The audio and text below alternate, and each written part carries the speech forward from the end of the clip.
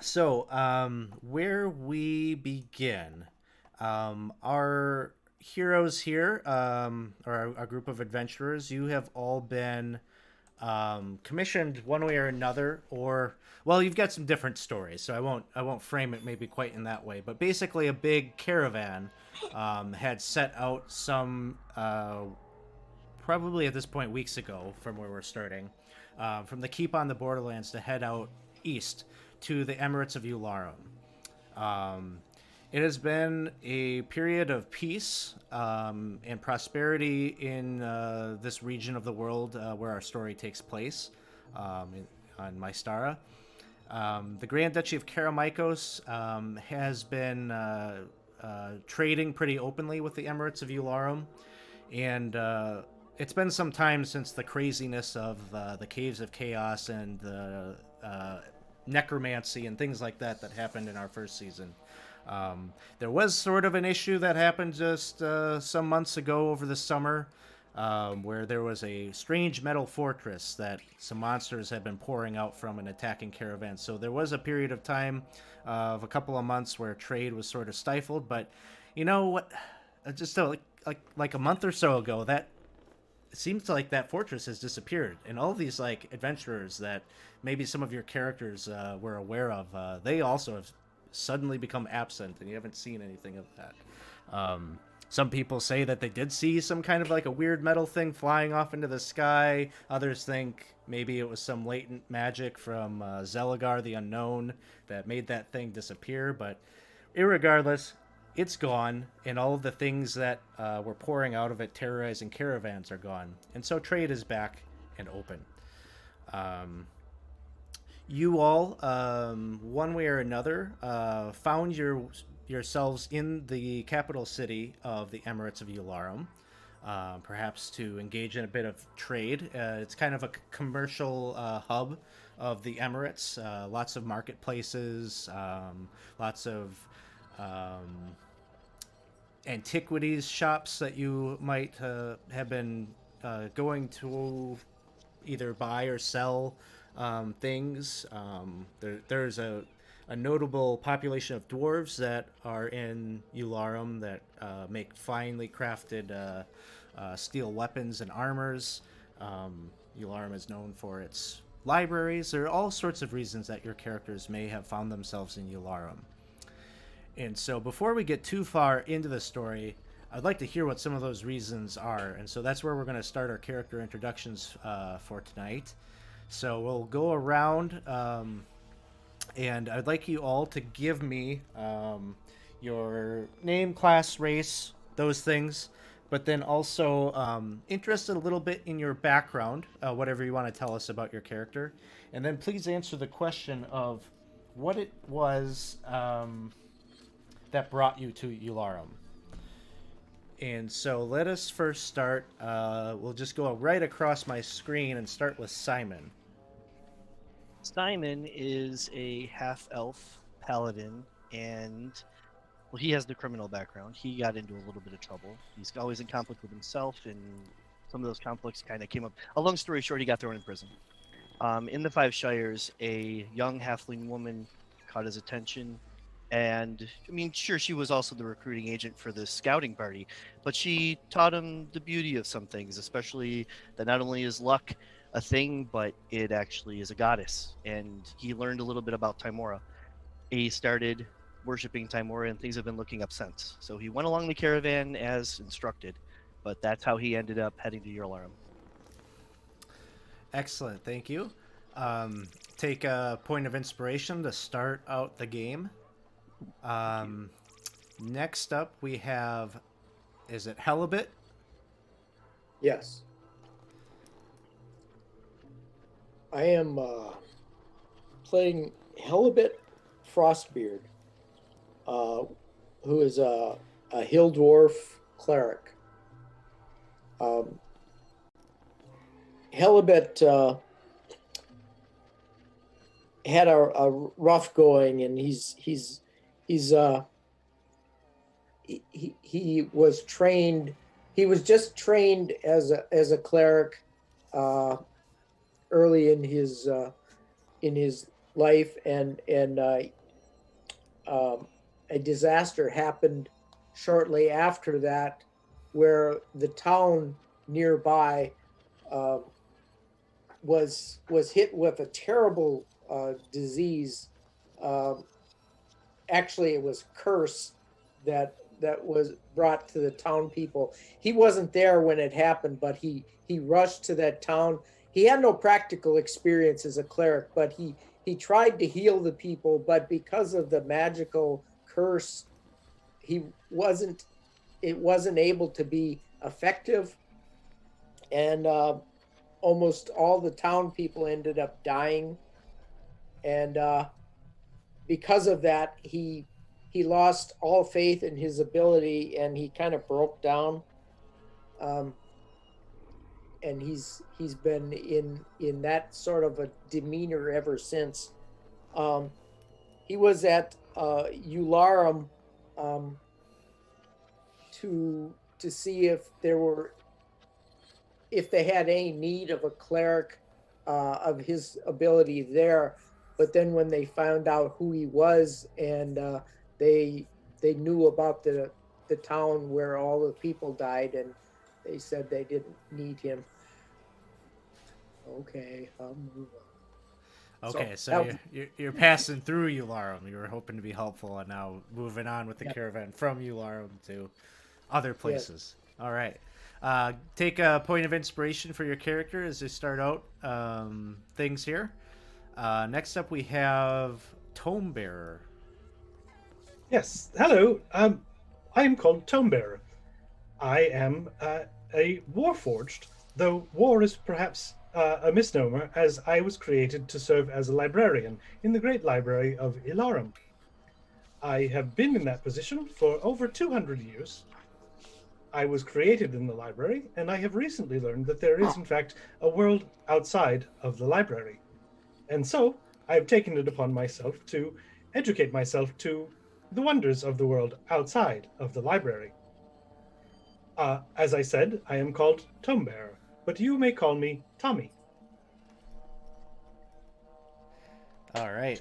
Take a point of inspiration for Tommy as he embarks on his adventure to learn about things not library. And next up we have Murray. Yep. How you doing? I'm Murray. I'm Murray Brett Germain. I'm a Goliath rogue. I was actually part of a trio recently, but the other two decided to kind of venture off on their own. They were a bit ungrateful for the work that I did with them, and I'm a bit sour at the moment. The fact that they think they don't need me.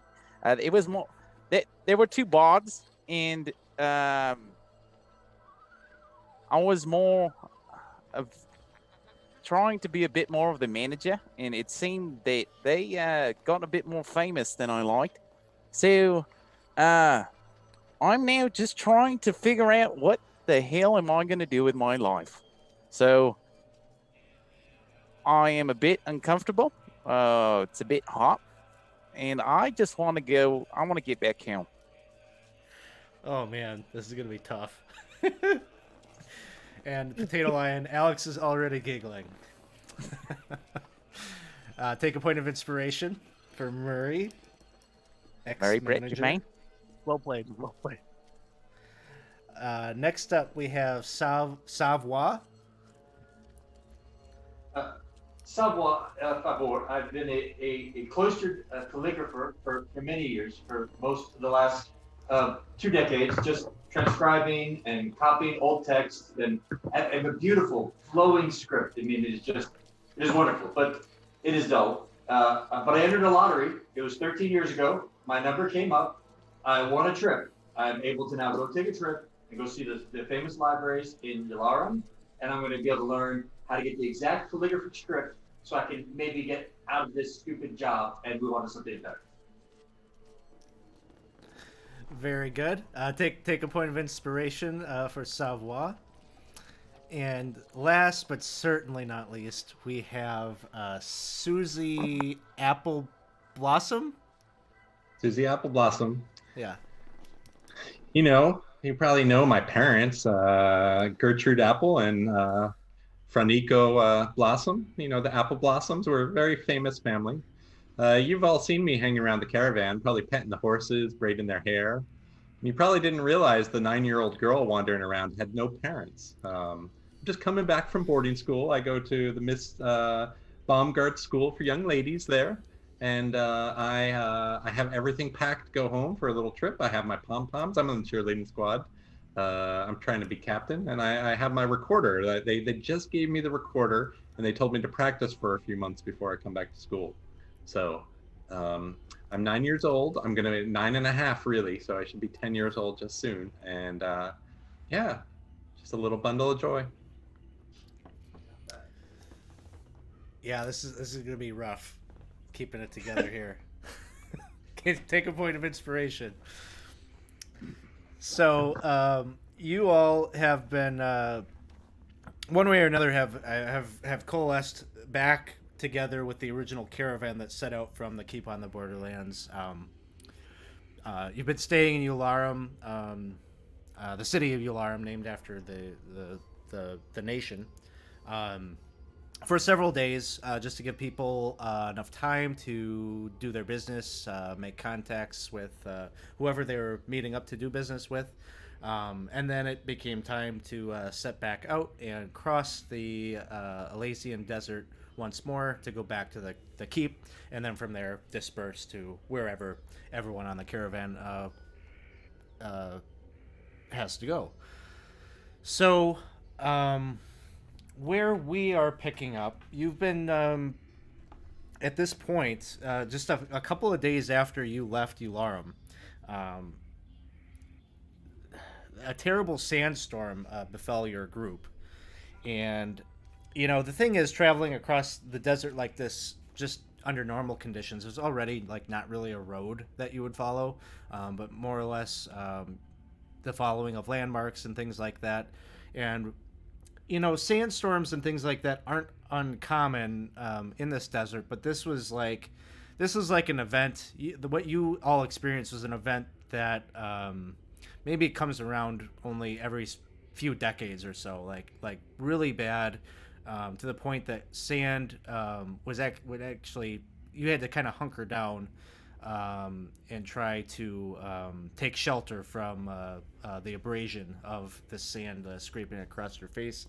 It also just changed up the landscape so terribly that you became lost in the desert. And so at this point, you have been traveling for maybe a week or so, and so your supplies have run out, and with no way forward, at one point your group did try to double back and head back to Ularum to see if you could seek refuge in the oasis where that city is, but to no avail. And so where we are picking up, it's the second day after you've ran out of water. You have stumbled upon a number of stone blocks that seem like maybe it's the remnants of like a city wall or a ruin of some sort. I do have a image that I'm going to share here that kind of gives you a side view of these ruins that you're coming upon. Come on, Fantasy Grounds.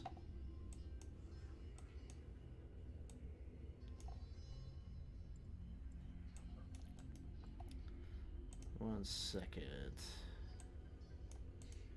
Here we go. So, you've come upon this ruin, and it's for the first time in the entire time that you've been lost out here in the desert, it at least is some kind of a landmark. It almost looks to you as if maybe the sandstorm that you got caught up in, it might be that is what has unveiled some of this. A lot of it seems entirely buried in the sand, and the most notable of the landmarks is you can kind of see what looks like maybe some kind of like step pyramid. And this ruins is kind of encapsulating that, like it was built around this pyramid. The pyramid itself, it almost looks like that.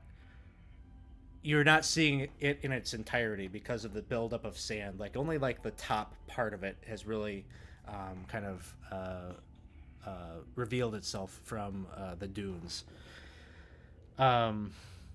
This is a place where your crew has kind of the whole caravan, you know, your pack animals and things like that have died. Your canteens of water are entirely depleted, and so you're all here with the caravan kind of taking a moment of respite to kind of figure out what to do next. You see one of your companions on this trip is the bugbear Kinrob, and we'll pop an image of him up. He has you see him, he's over by a couple of stone blocks that are poking up out of the sands, and he's got his back kind of resting against that, and he's hugging his backpack that seems like it's full to the brim of something. And he seems to be in some kind of I don't know, conflict, because you can see the Tabaxi Drifting Rain, who some time ago came over on the boat from the Lost Isle, or the Isle of Dread. He's over there, it seems like begging or pleading with Kinrob. And other than the two of them, the rest of the people of the caravan, they seem to be kind of poking around in the ruins, sort of scavenging, hoping to come upon maybe some supplies or something that might be useful for your survival. So with that, I'll kind of pass it to you to see if there's anything that you'd like to do at this point. Any inscriptions above on the wall, or drawings, calligraphy, hieroglyphics? Make me a perception check. Do all the imagery. I think Susie walks over to Murray and is like, "Excuse me, are you in charge?" No. Why? Do I look like I'm in charge? I'm really thirsty. Oh. Well, I am too, kid. Well, but you're an adult. Yeah. Where's the water? I don't know. Is there any more water, anyone? Water? Anyone have any water? You see Drifting Rain says, "Oh, gee, Murray, the bugbear, he's got a whole backpack full of water, but he won't share." Hey. You. He's going to point at the bugbear. Hey. And Kinrob is just hugging his backpack, and he just looks at you and he's like, "Oh, hey, what?" That's Hi. Kinrob's. Kinrob. Murray, you got any water for this little girl? Can we be friends, Mr. Kinrob? Oh, we'll see. We'll see, kid. What? Water? No. Friends? Okay. Well, that's good. I guess we could be friends then. She goes to give him like a leg hug and hits him with a friend cantrip. Okay. Go ahead and... is there a saving throw for that? There is. Let me find it for you. Sorry. I've never played a bard before. I'm just gonna... I don't have a stat block for Kinrob. So, we'll say he gets a 12. Is there a stat block? There must be, right? Well, you made one for Kinrob at one point. I did in roll 20. I'm going to say that the Kinrob, the NPC, and the Mystera probably doesn't have as good a stats as that Kinrob. So, does a 12 fail? A 12 does fail. Okay. 13 is my. So she looks up at him with her big, like, 9-year-old eyes, and she's like, "Please, mister, I'm so thirsty." Kinrob, friend. And you see him like reach into his backpack, and even though you've got him under this friend's cantrip, like just seeing Kinrob even attempt a smirk or a smile, like just looks weird. But he's trying to be friendly, and he pulls out a snow globe, and he gives it to you. And you see Drifting Rain just kind of like, see what I'm saying? He's got all sorts of water in there. We could drink it. I shake the snow globe. And is there actually water? Do I have any sense that this would be something that I would drink? So there's probably like some things in there that aren't water. There's definitely, some glitter and stuff like that, but these are desperate times, right? You could probably, drink that and it would do the job in terms of hydrating you. But you've got Drifting Rain now is like kind of like right near you and just like on his knees, and he's just like pleading. He's like, "Oh, please, little girl, I would do. Will you share your water with me?" But there's so many. We have to share with everyone, don't we? Yep. You don't have to. Just a little bit, just like a drop. But if I open it up, it's just gonna spill to the ground. I'll drink it off the ground. I don't care. How many? Let's see. 1, 2. How many of us are here? I don't require any water, thank you. Okay. I'll have his. I don't know what to do. Who's in charge? And there probably really isn't like a single person that was like the leader of the caravan. This is more or less like a number of merchants that just kind of banded together to pool resources and finance hiring adventurers to protect them. I'm gonna cut real quick to Savoie had a perception check to look for hieroglyphics and these types of things. And what you do see is on the pyramid itself, you do take notice that on the south side of the pyramid, there is like a ramp with some stairs that lead up in that direction. And at the very top of the pyramid, there are these 3 like 30-foot tall statues that seem like they stand like right at the apex of the pyramid.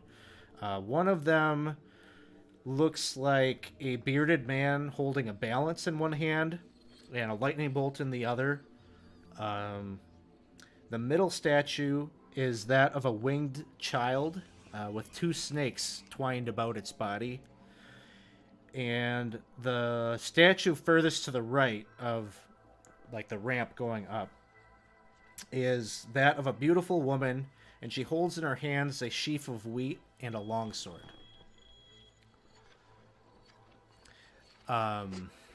From your vantage point, I'm going to assume like you're kind of like looking at that from kind of afar, but you do think that maybe at the base of those statues there is some kind of like maybe hieroglyphics or script or something, some kind of writing that you can't really perceive from so far away.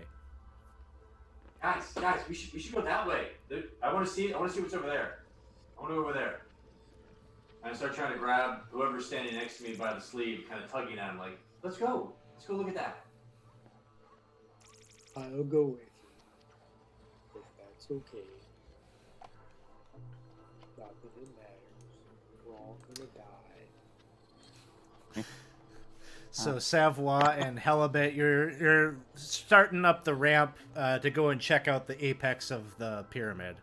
Simon, go ahead. I'm going to be looking at the stonework. Being a dwarf, he's always interested in the stonework of structures he hasn't seen and that. So, yeah, why don't you give me let's say a history check? And I do have that stone cunning ability, so I don't know if that's should add. I don't know. I'll give you the advantage that apparently you need. Apparently, he's not good at that either.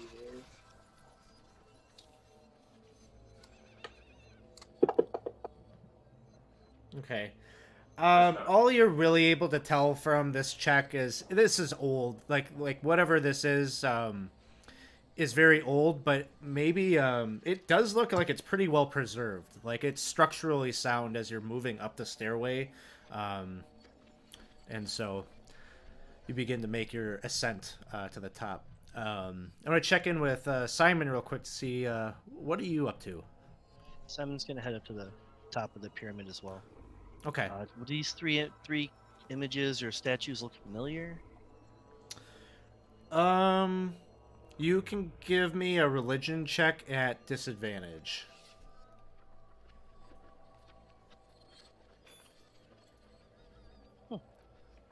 So with a 15, they don't look super familiar in terms of like you know exactly what these are, but they definitely are like deified types of statues. Like they are depicting gods, and you can surmise this from some of the imagery in this the symbology that they are associated with definitely lines up with other like faiths and religions that you are aware of. You said there were some markings on the bottom, and I'd like to know if there's an area around them where maybe offerings go.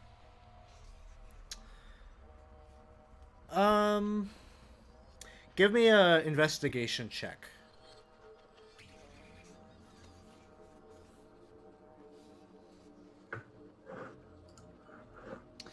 Nothing that seems like it doesn't really strike you as this is an altar of any kind. To your eyes, this looks more like a decor piece to the pyramid. I just start looking for an entrance. And yes, you would see one. I'm gonna push pause there real quick just to check in with Murray, Tome Bearer, and Susie. Yeah. What else you got there, Kinrob? What else you got there, buddy? He just says, Kinrob went all in on fancy snow globes. Actually, it's fills me with some regret to see such cool locations. He pulls out one of the snow globes, and you can see he's just kind of like fascinated with it. He's like, it looks so nice, and he's like touching it to his sweltering head. I can almost feel it. I like my snow globe, Kinrob. Thank you. She pulls out her pom-poms. Hey, and like a minute has passed. He's like, "Where are you? Give that back!" As that's happening, I pull out my pom-poms and I do a little cheer. Kinrob, he's the best. I'm sure he'll give snow globes to all the rest, and I will use my pom-poms on him and then scurry away. All right. Does that? I don't remember. Does that have a saving throw associated with 10. it? 10, yeah, it's 10. DC 10. DC 10, charisma. Oh, poor Kinrob. You see him smiling. He's like, "Give it back! Give it back!" Kinrob, it was nice meeting you. He's like trying to like move his muscles down. He doesn't like this feeling of smiling. The hell is going on? Can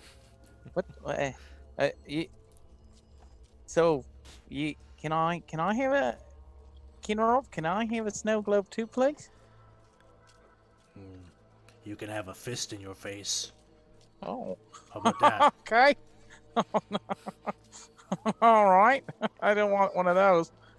Here they at. Yeah, you don't. Make it stop.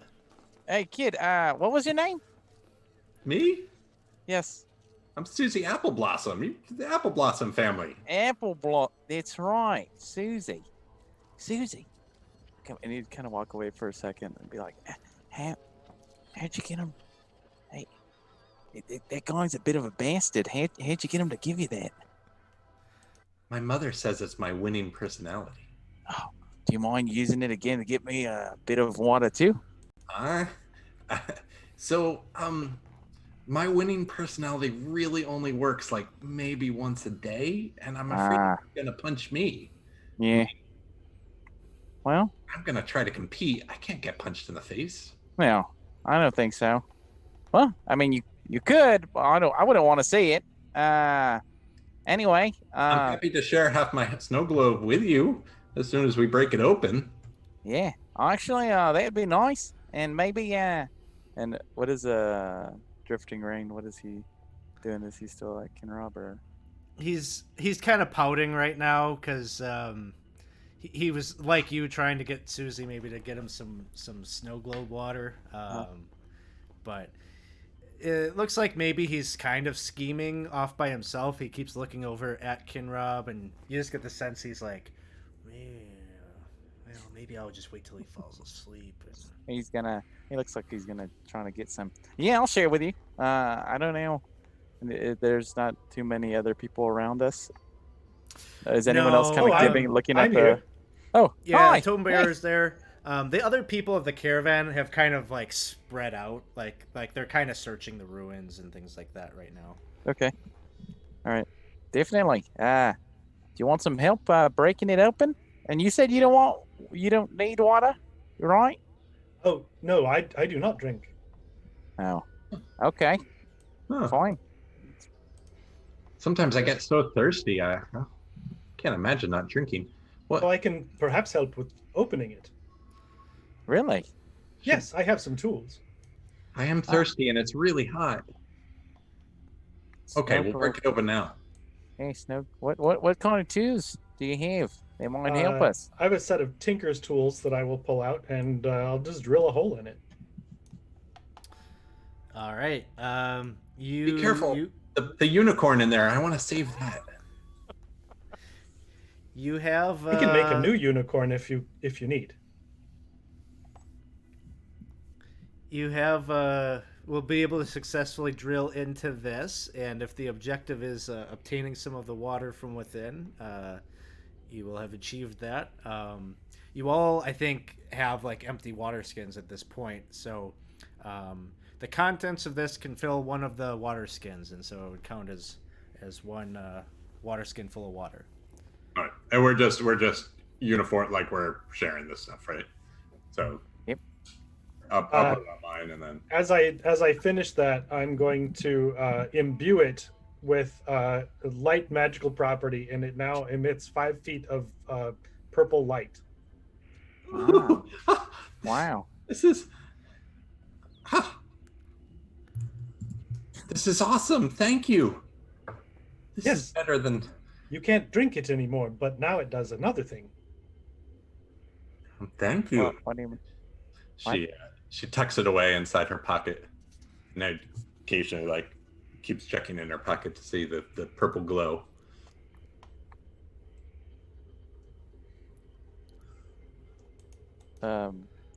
What's your name? I am called Tome Bearer, but you may call me Tommy. Tommy. Well, Tommy, can I tell you a secret? Certainly. The guy over there, I think his name's Murray. He's gonna poop glitter. You could hear Murray already going. Checking on it. I do not understand. He's gonna, and it's gonna be. I do not understand. Well, I will make sure you see it when it's happening. Mark my words. All right. So while this is happening down below, up on the ramp, Simon, Helibet, and Savoie, you're looking for an entrance, and an entrance to the pyramid is not hard to find, because right off of the top of the ramp, you can see that there is what appears like it must have been like a secret door that someone has discovered, and it was popped open, and there's a body that's laying face down right in the entranceway, right off to the side here. Good side.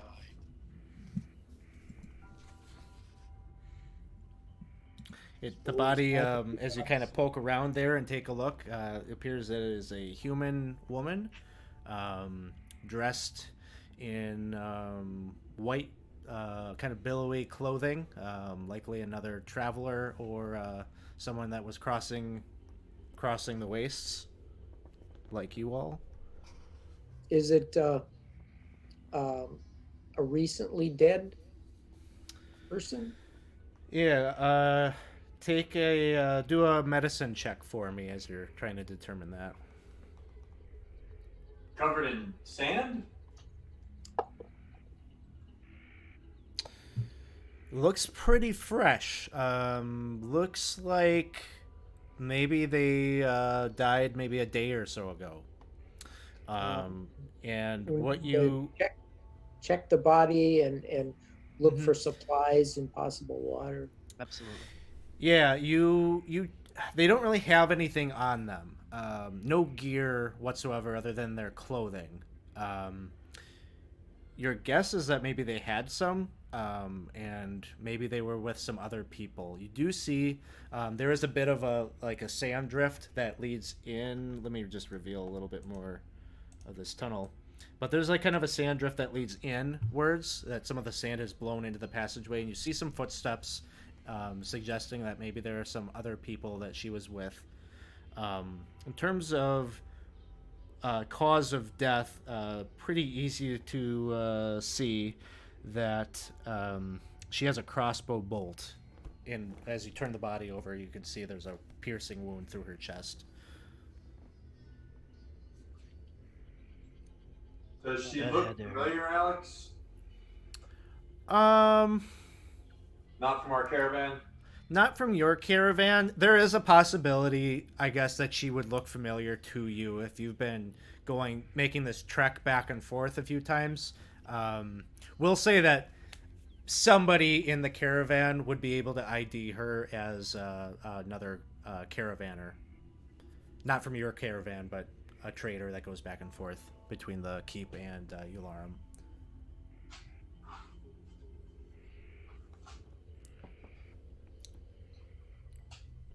Oh. So your best guess is that maybe this is another person that got lost in the sandstorm, and maybe, like you, is looking to this pyramid, maybe for some hope of finding some supplies and such.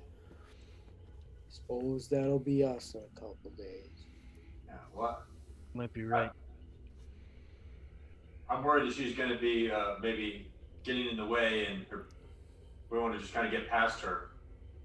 If I met somebody in our current caravan that would respect the dead in a way that I should maybe bring her down and deliver, like I want to go pick her up and walk down to the rest of the group to see if there's a place that she can relax or rest before we move on.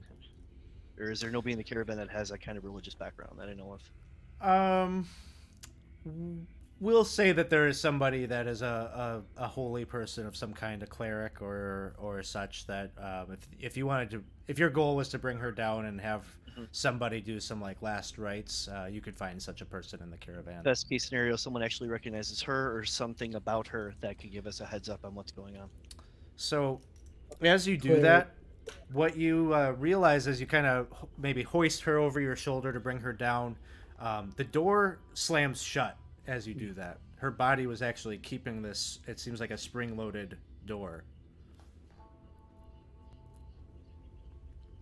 I continue walking down. Is there anything written on the door, Alex, that would indicate grooves or imagery? No, in fact, as soon as it closes, you can't even tell that a door is there. This is like a secret entrance into the pyramid that they discovered. I'll be right back. I slap at Simon like, you big lunk, that was our way to get in and see all the art. We'll open it in a minute. Ruining the holiday. That bolt in her chest might have been from a trap, too. Now the trap's reset. Ugh, what's that smell? What are you guys doing? Maybe it is. It hasn't happened yet, but it will. Oh, What's going on? Shh. It's just part of decaying body. So I figures it takes Simon some time to go back down and come back up. I'll look at Murray and say, "Don't worry about it, mate. It's a secret." What? Come again? What did you It's a just say? secret. A what? Don't worry about it. Go again. It's hard to understand. You sound a bit weird. A what? Oh, do I? Yeah, I'm sorry. it's okay. What did you say it was? A what? It's a secret. A cigar? A cigar? Cigar? I'm sorry, this isn't working. I'm meant to emulate the voices of those I speak to. It gives them ease. It did it? It doesn't seem to Oh. work. Oh, was it me? It was meant to be. Do it one more time. How? Say, I've lost everything.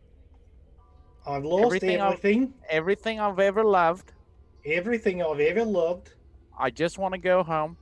I hate just want to this go place. home. I hate this place. Yeah, there you go. Now you sound exactly like me. I'm glad that it worked.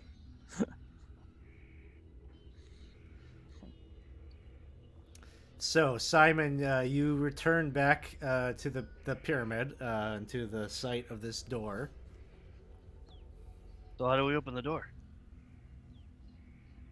Investigation led to nothing, Alex. I'm sorry, I might have missed it. What were you investigating?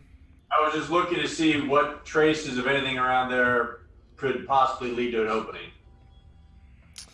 Oh, like, are you're trying to find the secret door again? Yeah. You easily can find it. And in fact, when the door closed, you kind of saw like there was a stone that like kind of popped as if like the switch to opening the door had like reset. So you feel like with some certainty you could push that and this would unlock and swing back open. We studied pyramids last year in fourth grade. They're full of mummies and curses. Yep. What kind of curses? I think curses are bad words that you shouldn't say in front of your parents. Well, you're not wrong. I think pyramids, they're always like river valley civilizations, but there's no river here. But I was in fourth grade many years ago. Just our luck. No water. The water. Oh, There's at least Oh, we can look are we for that. back? Are we all back together down? Or are we? We're all where- kind of near the secret door at this point. Okay. All right. Yeah, I think the secret door Yeah. is the. A lot of you are kind of checking that out or All right. investigating. I'll open that, it, but so- Hellbait's probably right. It's probably trapped. Do you want? I actually, I have some water. If any of you would like a bit, maybe a drink. You all look a bit parched. I'm probably gonna be thirsty soon. Anyone? I have a little bit left. I You wanna close your teeth while you drink it though, and as he opens his teeth, like it's all full of glitter. It's it looks great. Okay. Here you go. And he's Oh, gonna go that hand up. might live a little longer.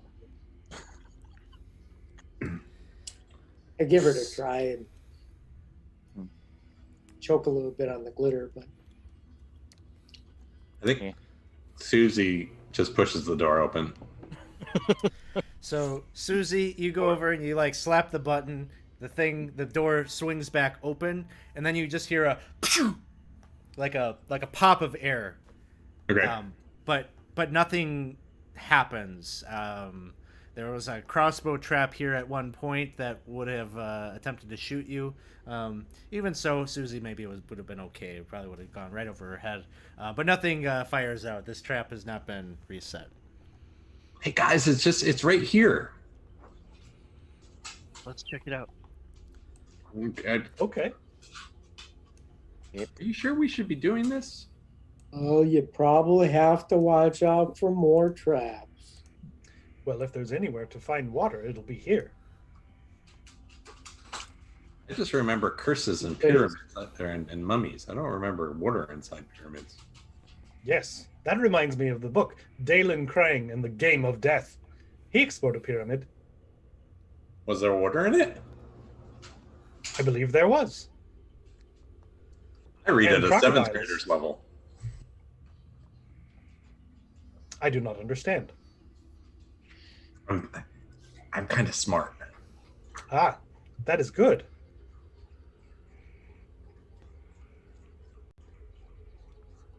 Where? All right. Where I was the guess I'll go water? first? I believe I can hear water. It's just around the bend. Get in before he Sorry. goes takes all the spots. You're making a grand entrance on broadcast. Halibut's Yeah. gonna go in. All our water is now gone. He's gonna be trying to look for traps along the way if he can. Thank you. Sure. As you're moving forward, I'll ignite a torch.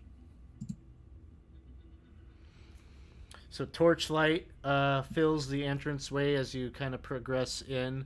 Helibit, give me a perception check.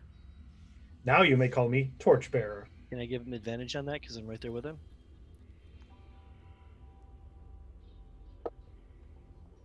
Sure.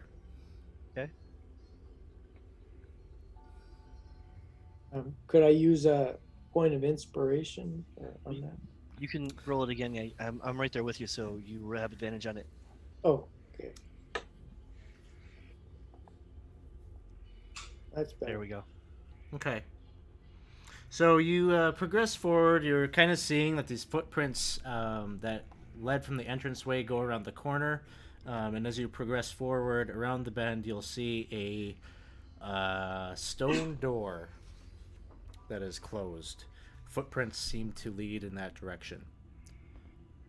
It's like they closed this one. Or it closed by itself. Well, perhaps we should take a look and see if there's a way to open it. Suppose you want me to do it. I'll do it. Okay. I'll go up and investigate the door. It seems pretty simple. Probably your best guess is there's no like handle or anything. Just you push it open. I will do so. And in doing so, your light lights up this next area where you see these three bronze cylinders. And I don't think I brought this image into the fantasy grounds, so we're doing the old. This is an image that Cliff drew. That's what one of the cylinders looks like. And it looks like the cylinders each have this like studded door that your assumption is that they would slide into the cylinder itself, almost like a revolving door kind of thing. The dust in here is definitely disturbed. And in fact, these footprints that you had been following seem to lead to a body that is laying on the floor in front of the middle cylinder. When the door opens, Helibit, you and Simon can hear what almost sounds like air being pumped into the room, some kind of like a low whistle. You know, a humanoid body is composed of 60% water. Yeah. You've all been needing water. Walking along the walls, dragging my fingers, trying to feel if there's any grooves or design or anything of significance. Give me an investigation check.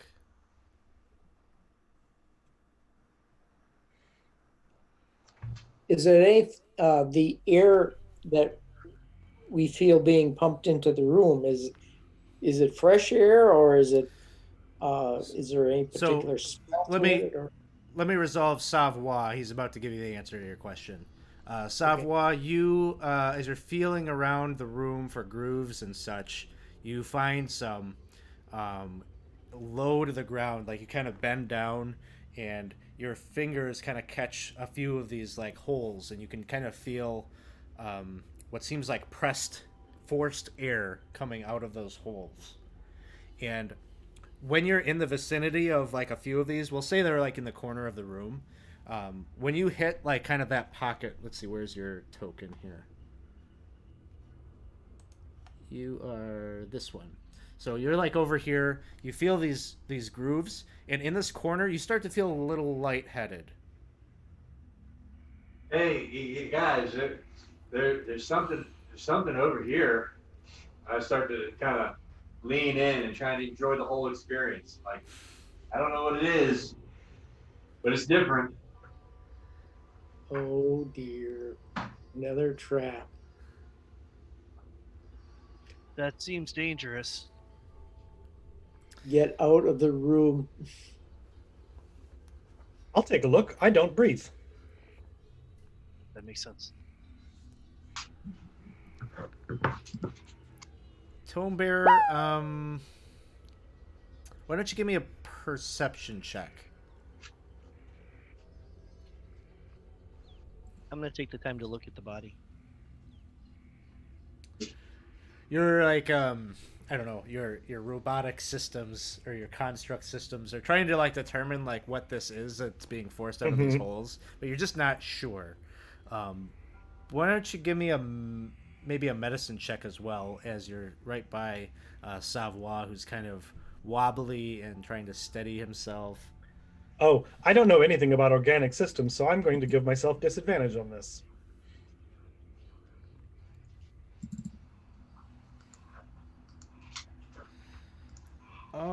Yeah, probably your best. You're just looking at him. He maybe is trying to convince himself that he's enjoying this experience, but he looks pretty sick. Like his skin is kind of turning like a pale, like pale white, almost. Well, maybe even like a little green hue.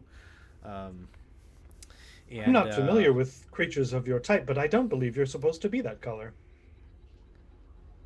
Dude, what do you mean? I mean, it's just different. I thought we're here for the experience.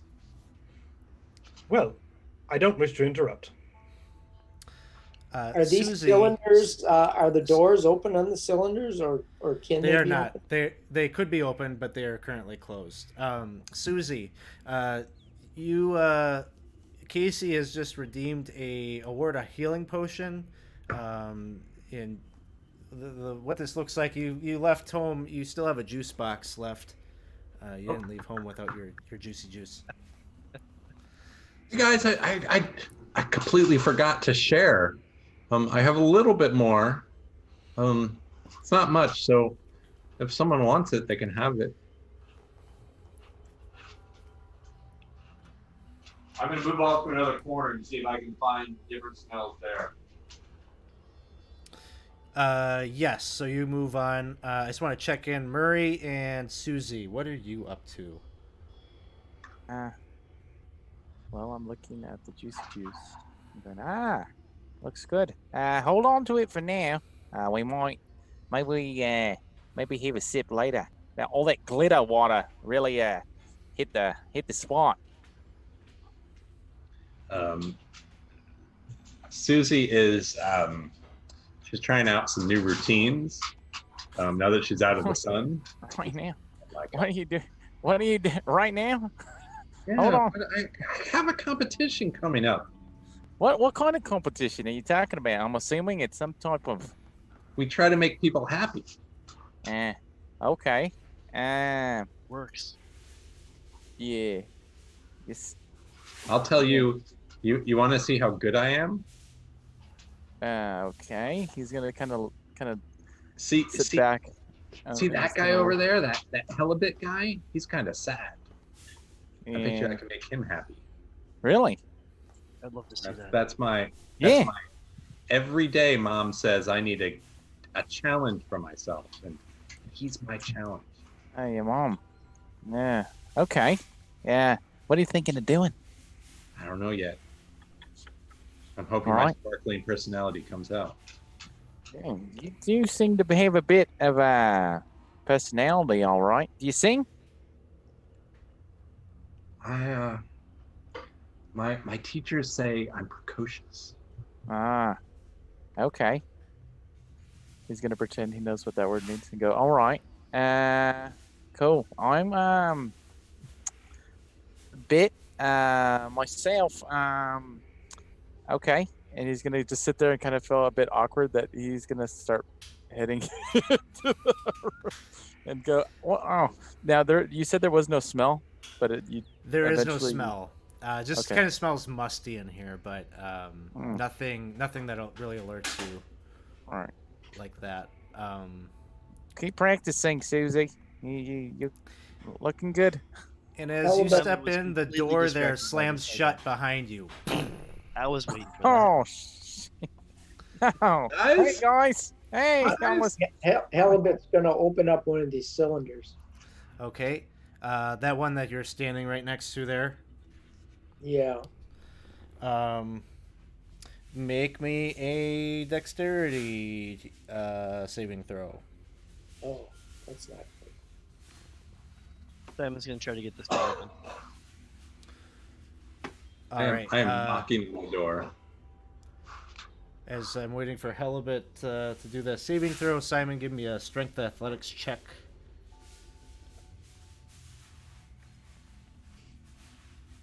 All right. So what happens here, Halibut? You go to swing the cylinder door open, and in your peripheral vision, you're starting to feel a little woozy. But you do, out of the corner of your eye, see a couple of darts coming from your right, right towards your head, and you manage to like kind of swing yourself down and hit the floor right as they go zoom, and ziff eastward across the room.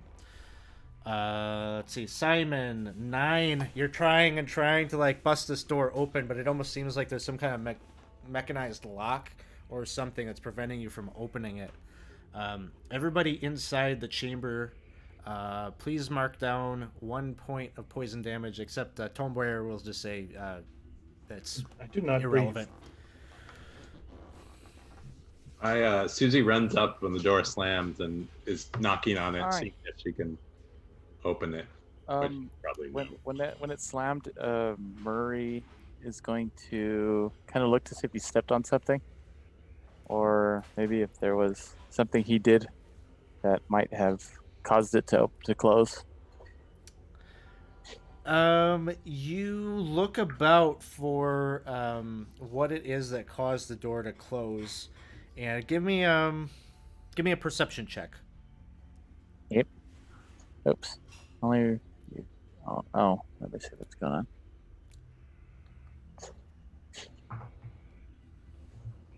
There you go. The hell was it? Why the? You're trying to find whatever it was that was the trigger, and you're not quite seeing it there. Susie, you're trying to open the door. Again, it feels like it's currently locked. If you wanted to try to force it open, you could attempt that. I'll walk over. Is there a locking mechanism? Not like an outwardly facing kind of thing. Like, your best guess is there's something internal that's keeping it Then, burnt. However, Halibut, inside that tube that you just opened, you can see that there's a ladder. This column goes both up and down. Oh, I thought we were at the top of the pyramid already, so I didn't know it would go up. So you went up and checked out those statues earlier. There's 3 of these pillars. They're roughly the same size as the base of those statues. That's where you would surmise that the ladder goes up actually into the statues, Oh. as if the statues are hollow. Well, Halibut's going to go. you said we took a point of damage, poison damage. You said One- before. 1 point of poison damage.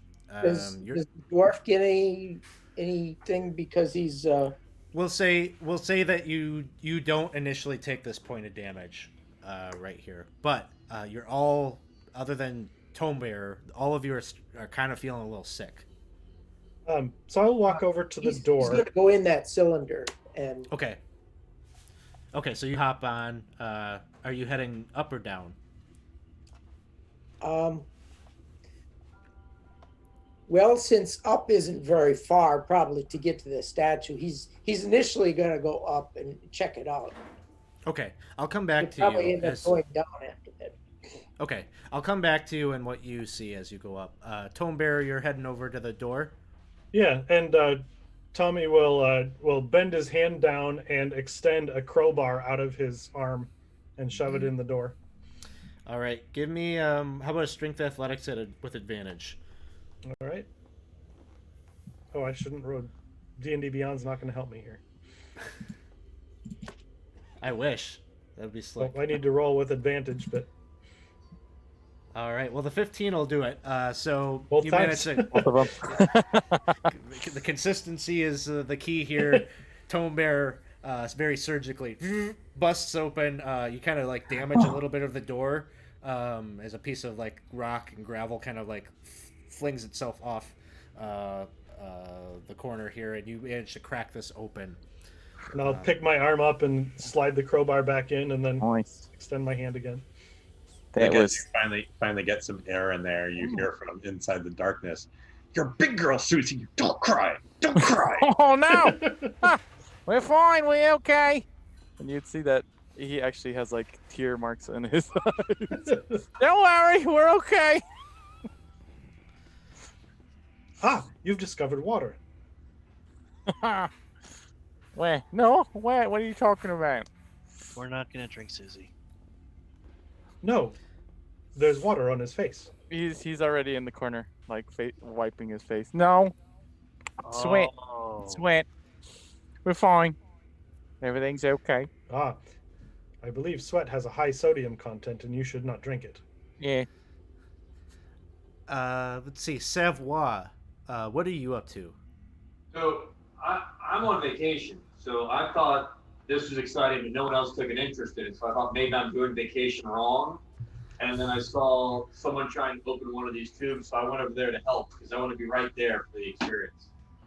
So I'm like elbowing in, like, what is it? Trying to stick my head in and see what's going on. Okay, you see Halibut is like climbing up. Like, why are you going up? What's up top? Is that where we're supposed to go, or do we go down? Has anyone gone down yet? Not yet, but we And I start to climb onto the ladder and start looking downward. Okay. Give me. It's dark down there. Do you have dark vision? I do. Give me a perception check. Right?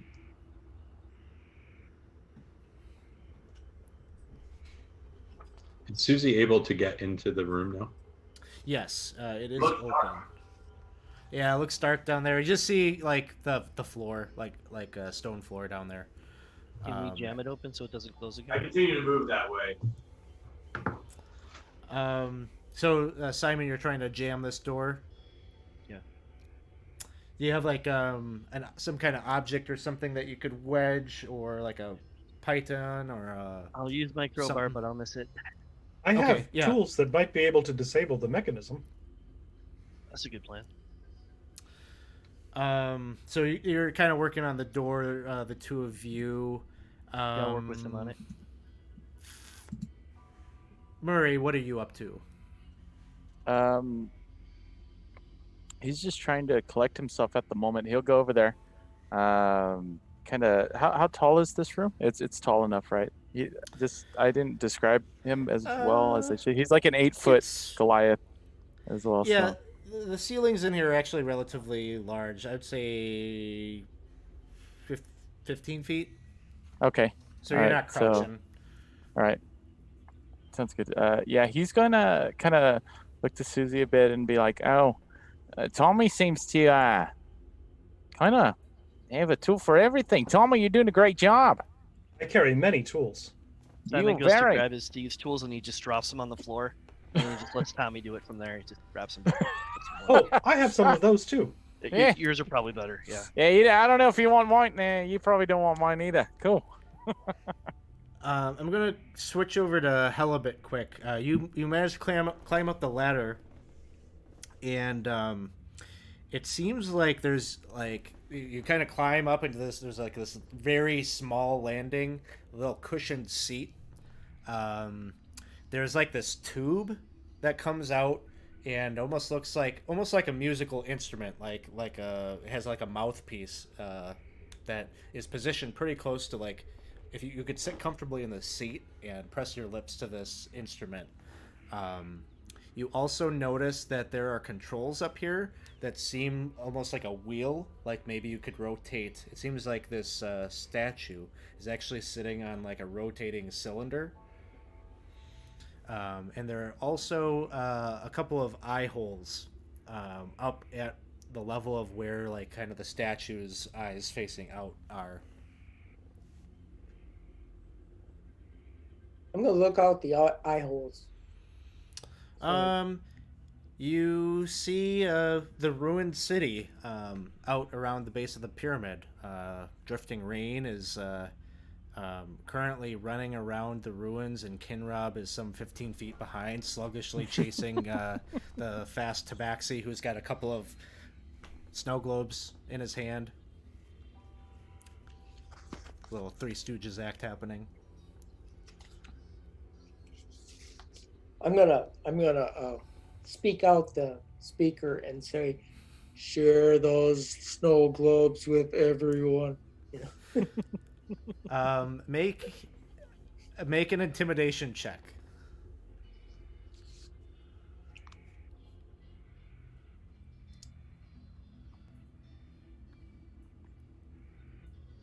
Oh, this won't be good.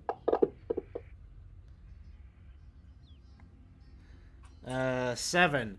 It just to the perception of all the people that are out scavenging for supplies, you just sound like the Peanuts teacher. It's just like and there's just kind of this ambiguous noise coming from your direction. And people just kind of look up at the statue kind of confused, and then they continue with their little cat and mouse game. I'm used to that. So I'm gonna climb back down. Okay, you're gonna start climbing back down. Savoie, you climb down, and let's see. I gotta pull you onto another map and then share that. That's not working. This is one of those things that doesn't work quite as well. I'm trying to get my map to pop up. Here we go. All right, should be sharing now. I'm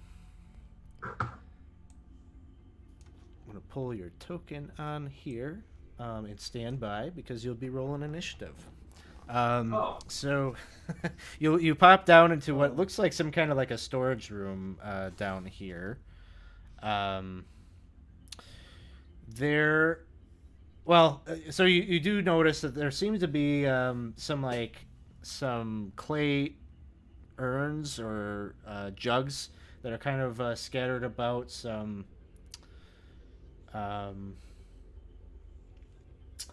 different like parts, like machinery parts, it almost looks like. And amidst all of that, you can see the bodies of these beetle-like creatures.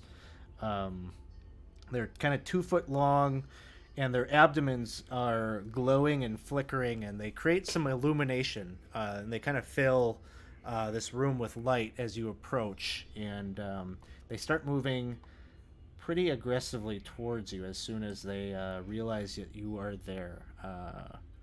There are 4 in total. And so as you come to the base of the ladder, that is when they kind of make themselves known, and that is when initiative will get rolled. So, initiative is playing nice, and Savoie, you are first to act. I I'm going to immediately try to reclimb up the ladder. All right. We'll say you can climb at half speed, so you'll be able to make your way like 15 feet back up with your normal movement. And at the time, I'm crying out to everyone, guys, I found something. Sounds good. Anything you want to do with your action, or do you want to dash and try to get all the way back up?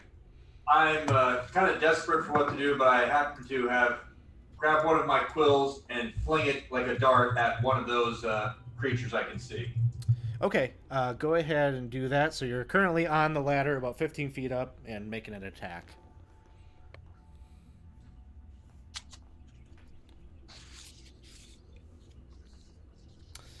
And a 9 is going to miss, unfortunately. Out of desperation. All right, next up, Susie. At the start of your turn, you're starting to feel a little sick now, too. You've been in this room for a little bit now. You take 1 point of poison damage at the start of your turn. Okay. So I heard him sort of yelling. The only door that's open is the one on the right, correct? Yeah, that's correct.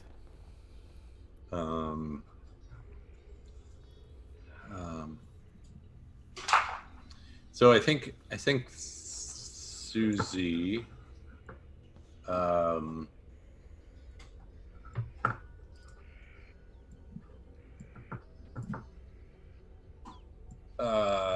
she is first going to take her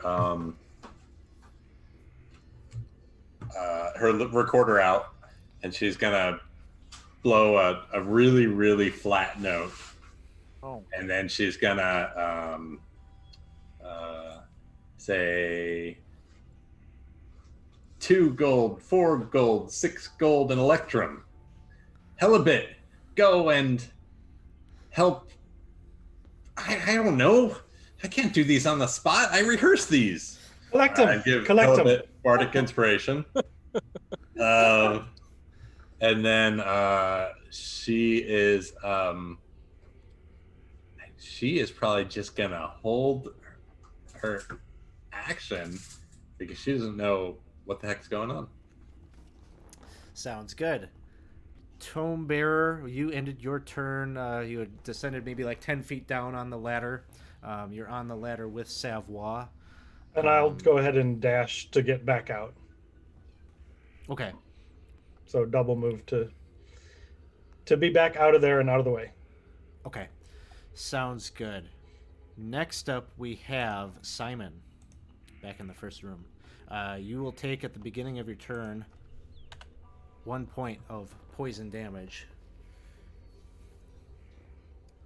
What would you like to do?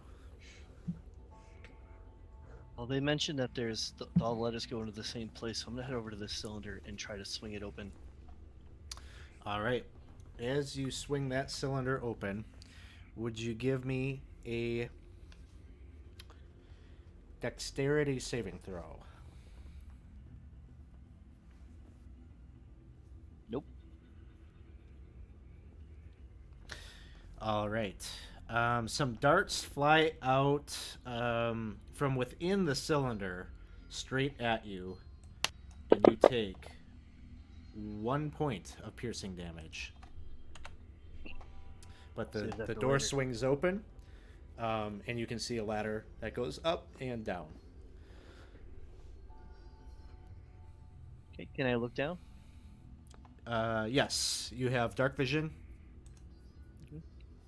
And in fact, you probably don't even really need it right now because there are some lit up beetles down there. You can see kind of an ambient glow at the base, about 25 feet down. Okay. I've already used the action to swing open the door, though, so I will. I'll get on. I'll move onto the ladder. Wouldn't consider that an action. That'd just be a interact with an object. Okay. I'll get on the ladder and head down until I get a better view. Yeah, so you get about 15 feet down, and you'd be about 10 feet off the ground. You can see these beetles that are lit up. I'll move you down to the other map here. Okay.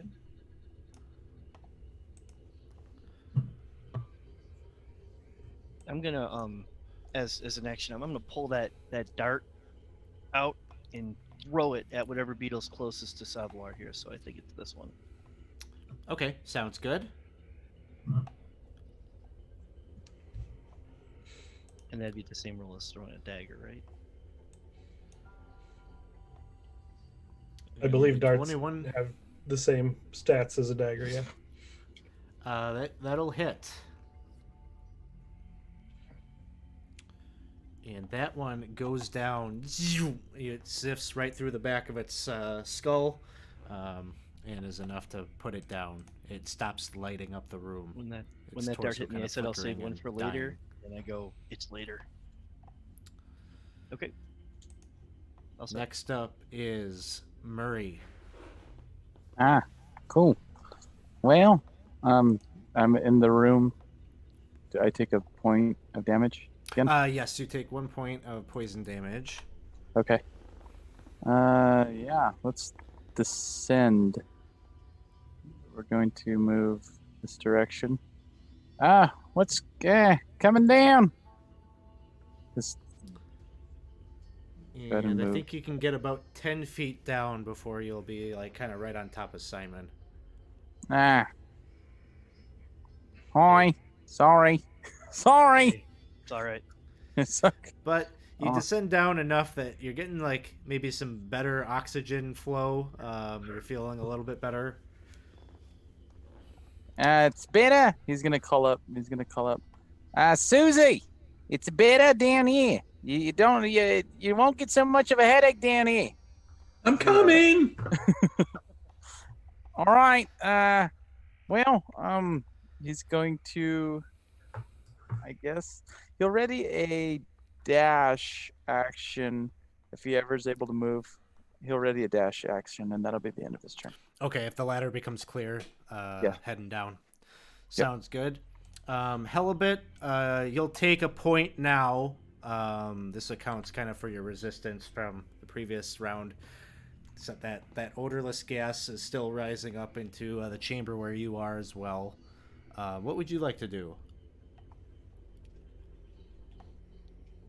Well, I'm going down the ladder. Okay. You would currently be able to get like maybe 10 feet down below the first tier, where you'll be kind of caught up. Savoie is on that ladder as well. Can I see into the chamber there? The bugs? Yes, you can see into the chamber. I would like to do cantrip, Sacred Flame on one of the bugs. Sounds good. Go ahead and drop that saving throw on whichever one you'd like to cast that on. The saving throw? Yeah, they need to do dex save, right? Yeah. Yep. Okay, you got it. All right. Giant fire beetle manages to kind of scurry right out from the spot where we were trying to drop that.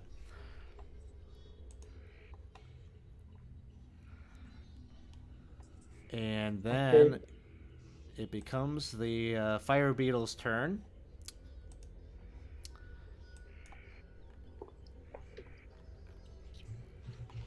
The first one here moves over and seems very capable of climbing up this ladder and starts to scurry up. That's And unfortunate.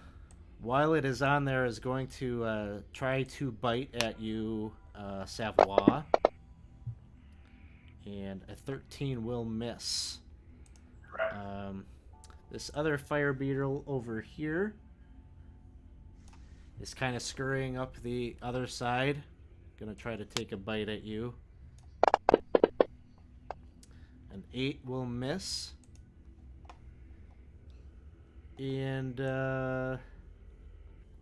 this one over here gonna move over and get at you, Simon, where your feet are at. Try to bite. And misses. They're all just kind of like kind of just pushing themselves up enough that you're able, your dangling feet, you can kind of pull them up, and they don't seem to be quite able to get you this round. Savoie, it is your turn. So I can't go up any higher, and they can climb. So the other ladder in the middle, I can see. How far away is that from me? About 10 feet. So possibility of leaping to that.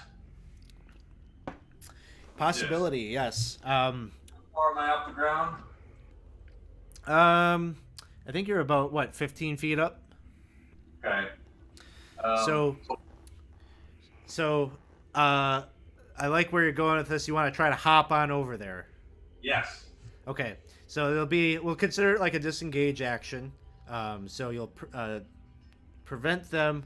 Well, let's up the stakes on it a little bit. I know it's not quite mechanically right, but so let's have an acrobatics check. If you make it, we'll call it a DC 12 to get over there. If you make the check, no attack of opportunity. If you fail the check, they'll get the attack. How does that sound? We'll make it like a blended. Okay, so you managed to leap on over there. They're still trying to nip at your feet, but you sidestep and. I'm not the docent here. This isn't supposed to happen. So that'll be your action. We'll say you still have movement here. And I'm just gonna try and ascend a little bit higher on my ladder. Okay. Just see if I can open this one up from underneath.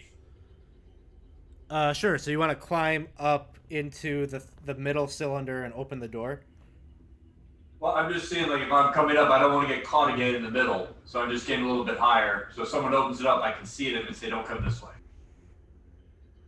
Okay. 'Cause I don't have to look up. Okay. So you're not fully moving up into the compartment. You're staying on the ladder? Yeah, I still want to be about 15 feet up so I can see what's going on. Okay. Sounds good. I'm just assuming if I was 15 feet up and I jumped across, I probably fell down. I want to get back to the same height I was at before. Oh, gotcha.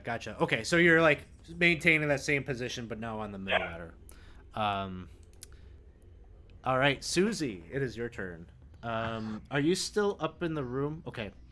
Yep, I am. So I'm going to take one. You'll take one at the start. Smells like butt in here.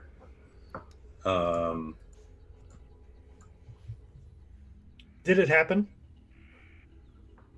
Did I miss it? I'll tell you when it does. Sorry, Simon. And she runs over to here. Who is below me? Murray and who? Simon.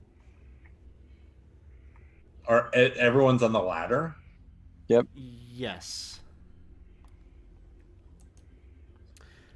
So probably that ladder, you might not be able to descend enough that you'd get out of the gas. What if I let go of the ladder? Oh, let go and just drop? Yeah. Mm-hmm. Okay, let's see what happens.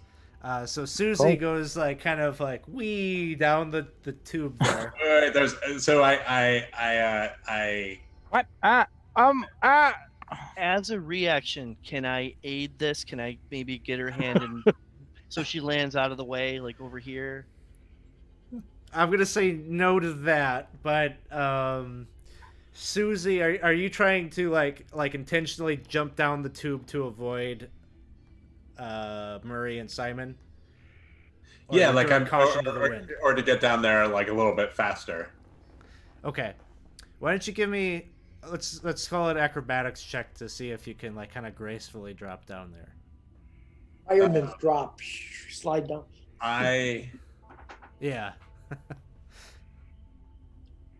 So, like, she did like a Mary Lou Retton up into the tube, but it wasn't a very good one. So she did like a few like somersaults, and then she because she saw everyone else acting like Action Man, so she did it herself, and she's like, "Look what I can do!" And she gets to the end, and she how's she gonna do it? Sorry, I know what she's gonna do. I'm just trying to think of how she would do it. She twirls around once, so her pigtails go in a circle, and she jumps down, and she casts Featherfall. Is this like some Sailor Moon, like anime, like crazy, like happening? There's a lot of heroes in life. A lot of positive female role models. Okay, she hasn't killed anything yet, and so she spins around. Her pigtails are like floating in the wind. And like her arms and her pigtails are like in coordination, and so she casts Featherfall on herself. And I think she'd probably try to encourage the other two to be like, "Look how much fun this is," and see if they would be willing to let go of the latter two. And she would cast Featherfall on them, but I don't know if you'll allow that. All right. Yeah. So you get down there, and I put you on the second map there. As you gracefully touch down. Whoa! Thanks for the jams, man. As a reaction, can I use that dash to?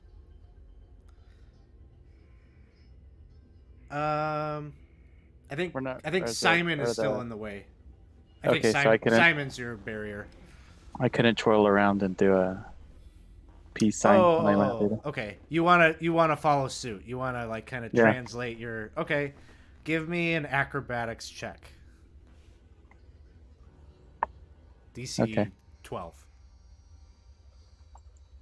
So technically, I could have casted it on all of them. Oh, okay. If you've got Like, it, technically, because they're not touching the ground. I'll do it for style. Yeah. A 10 for Okay. style. doesn't look as good as Susie's, but you Ah, get down okay. there. Susie gives you a big high five. Yeah. High five. Peace. It's like you became the worst of the Spice Girls.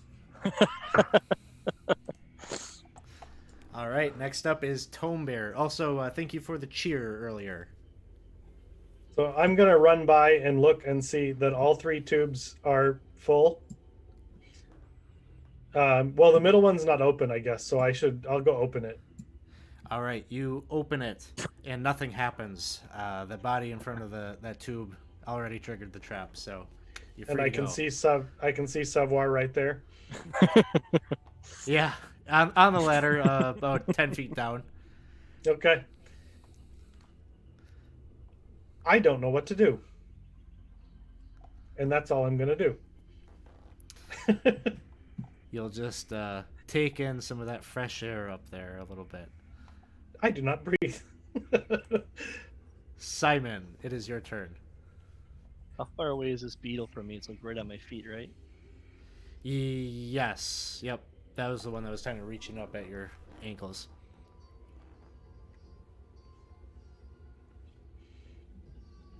Be mine. The plan was to hop off the ladder and land over here, if I can hop that far, and pull out my whip and hit it before I leave its threatening range, and then land over here. That was that is the plan.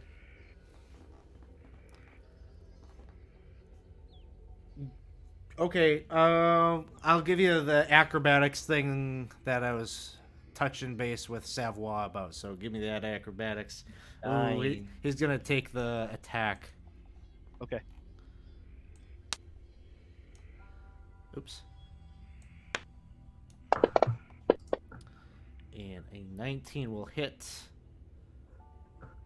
And you will take one point of damage. Okay. Did you apply it? I did. Okay, thanks. And then the whip goes out while he's jumping. And that's And you hit. 17.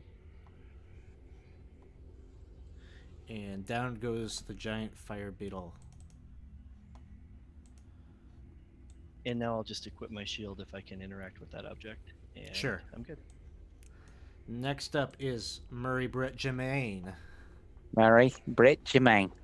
Murray Brett Germain is going to sidestep. He's going to draw a bow and swing it at Fire Beetle 1. Let's see.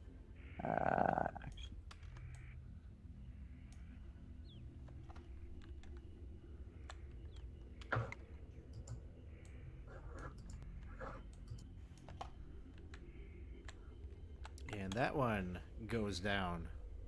Got One the little left. banger. All right. And that'll be the end of this turn. All right, Helibit. Where are you at? You're still on the third ladder? You were trying to come down, right? Yeah, is there anybody below me yet? Or I don't think so. I think you're free to come down.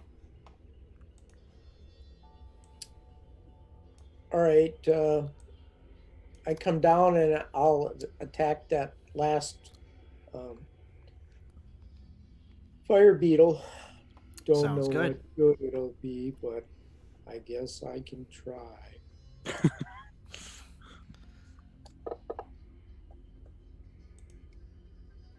Told you. And go ahead and give me a D6 roll. You called your failure.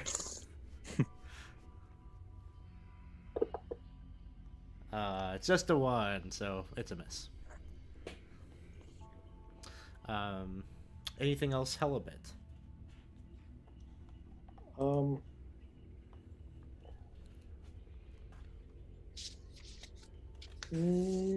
No, I think that would be it.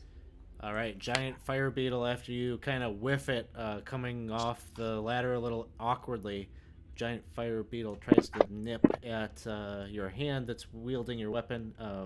You fired a crossbow, I guess there. Misses, and we go back to the top of the order, Savoie. Well, I'm seeing everyone's throwing things and killing these things. This looks fun. I want to be doing that. I don't want to miss part of the tour. I'm not particularly good at it. 11, I don't think is enough. That's not quite enough. That one I'm just misses. throwing ink quills. I'm not surprised they're missing. Are you still on the ladder? Yeah. Okay. Susie. Susie is going to.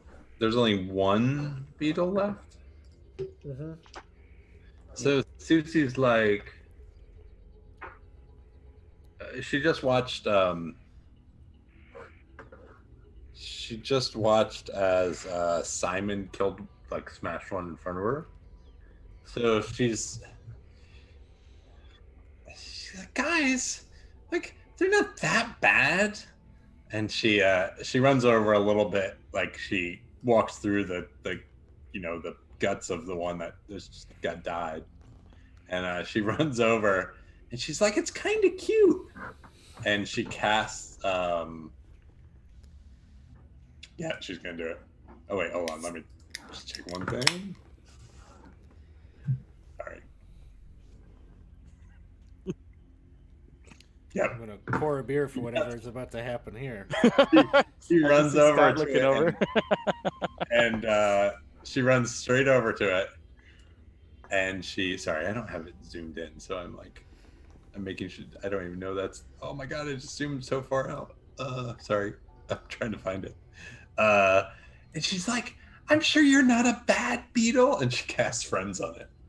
So it has a it's gonna have advantage because we're attacking it. She's gonna do it. So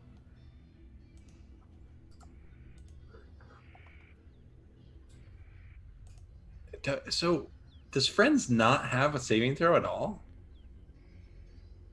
Never mind. Sorry. Take this all back. It does not have a saving throw. The thing has to be hostile towards us, not us. Okay, not hostile. Yeah. Sorry, yeah, that's what it is. There's no saving throw on that. Who knew? It All just right. gives you advantage on interaction. Yeah. So she's going to she's gonna cast Speak with Animals instead. Okay. And so it lasts for 10 minutes for me. And she's gonna be like, Mr. Beetle, we won't kill you. Please just go away. All right. Give me a persuasion check at disadvantage. Persuasion check. So disadvantage, I click the disadvantage button. Persuasion, I go over skills. Persuasion, I roll the +5, right? That's what I roll. And yep. Nice. You're not a halfling. You just kind of look like one. Yep. But yeah. So the beetle just kind of like turns to you, and you're a 9-year-old, and this beetle like says some pretty vulgar stuff to you, and it's animal language, and is just I can't even say like how nasty it is. Like he's just like looking around at all his smashed guts, and basically tells you to piss off, and it's probably breaking poor Susie's heart to hear this vulgarity. Yeah, she did that with only friendship in her heart, and now like the tears are welling up in her eyes. That's the end of her turn. I know how you feel. But it is a 10-minute spell, so who knows? It might still come into play here. Tome Bearer, it is your turn next. I am going to look down at Savoir, who's just below me, and I'm going to say, well, I guess I'll wait here.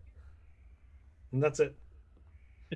Tome Bearer is a very patient construct. I've had a lot of time. Been in the library for a long, yeah. Yeah. Simon, you are up next. Simon's gonna start looking for direction from Susie here. Like, are we, Susie? Should I? Miss Baumgart says most creatures are more scared of us than we are of them. All right. I'm gonna ready in action. If that fire beetle attacks anyone, I'm gonna whip it. Whip it All good. right. Good. Murray Britt. Day. Jermaine, I'm going to move on over here. Yeah. 10, 15. And Susie. He's going to see Susie's eyes welling up with sorrow and sadness and be, Susie, what did it tell you?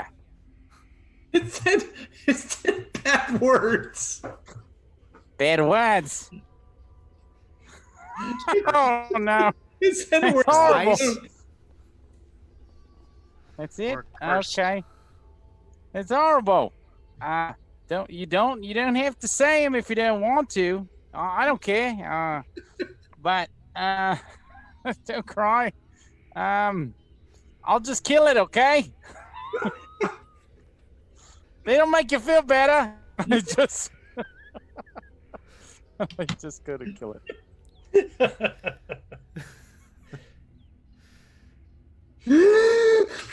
With the grace of a saint, you go ahead and roll some damage. With sneak attack. Splat. Take extra. Bam! Yeah! Feel better? I killed it for you. Yeah? And you Susie's are out of initiative here. Inconsolable. It must have been some pretty nasty words. Simon's first order of business. Are fire beetles edible? Is there something here we can eat? There we go. Yes, we'll say that it is possible. However, they would have to be, Jim. I guess, cleaned in a way that their bulbous abdomens. It would be dangerous to eat if that is not properly removed from the body. But you might be able to get a little bit of meat off of them. I think a survival check would be in order to try to harvest what you can. I'm Anybody just, know how to I'm skin a just beetle? standing up above the ladder, waiting for Savoir to move. I'm putting it down. I'm collecting my quills. Those are very expensive quills, and I don't know how easy it'll be to get more. Oh, then I'll climb down. Yeah, can I I grab did a that dart that I survival got stuck check. with?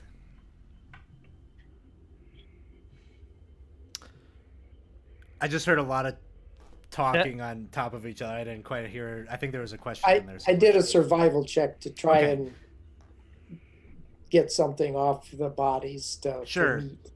Sure. So Halibut, you kind of were looking for your niche to be helpful to this crew, and it seems that you have found it. You're maybe experienced with these beetles before and have dealt with them, and you're able to harvest off of them enough food for 2 people. 2 pounds of food, we'll say. What is the consistency of the flammable liquid within them? It's kind of like a sticky, almost like ichor kind of material. Not quite like oil or anything like that. And Mhm. why don't you, I don't know, give me a nature check. Can I gather the dart I used, the one that originally hit me as part of the trap? Oh no. Yeah, you can recover that dart. Tome Bearer, you're trying to check out this. Maybe you're looking for, like, is there a use for it or something that you might be able to harvest off of it in terms of oil, maybe even for yourself in your own survival, and you're not really thinking that that's going to be quite the thing. That is unfortunate. I'm going to be searching through, these, what are these, jars or something? Or the rest of the room. And so as you're doing that, Tome Bearer, your disappointment is going to quickly subside because all of these jars are full of oil. Ah, excellent. So I will take my water skin over and fill it with oil. There is essentially enough for 6 flasks of oil could be refilled here. Alex, I'm taking a spot by the door just because I want to make sure I don't get left behind. I'm in the front row of people going to see the next new sites. But I'm also quickly scribbling down a narration of everything that just happened for my journal so I can rub it into my colleagues at home, what I got to see. Sounds good. Can I take that you just volunteered to write the session summary? I think you did. Murray would say, well, that's all. It's all better now, Susie. Say everything goes well that ends well, I guess. And would these? I know, like out of as a player, I see doors there. Would I see these doors? There be doorways there, or? Yeah. Yep. These are stone doors. They have what appear to be more like proper, like, kind of handles, like push-pull kinds of things. They're not locked or anything like that. And would I guess I wouldn't know. Anyone know where the rest of these ladders go to? Going up? Did you see any more ladders up there? I think they go to the statues at the top of the pyramid. Yeah, I'll kind of just rush you through. If you do go up there and check them out, they'll be identical to the one that Halibut checked out. They just manipulate the different statues that are the trio of statues at the top. Yeah. Okay. That wasn't as fun as I thought. You become. All right. Well. I think Susie making fart noises in one of the horns moderately improves her mood, but not much.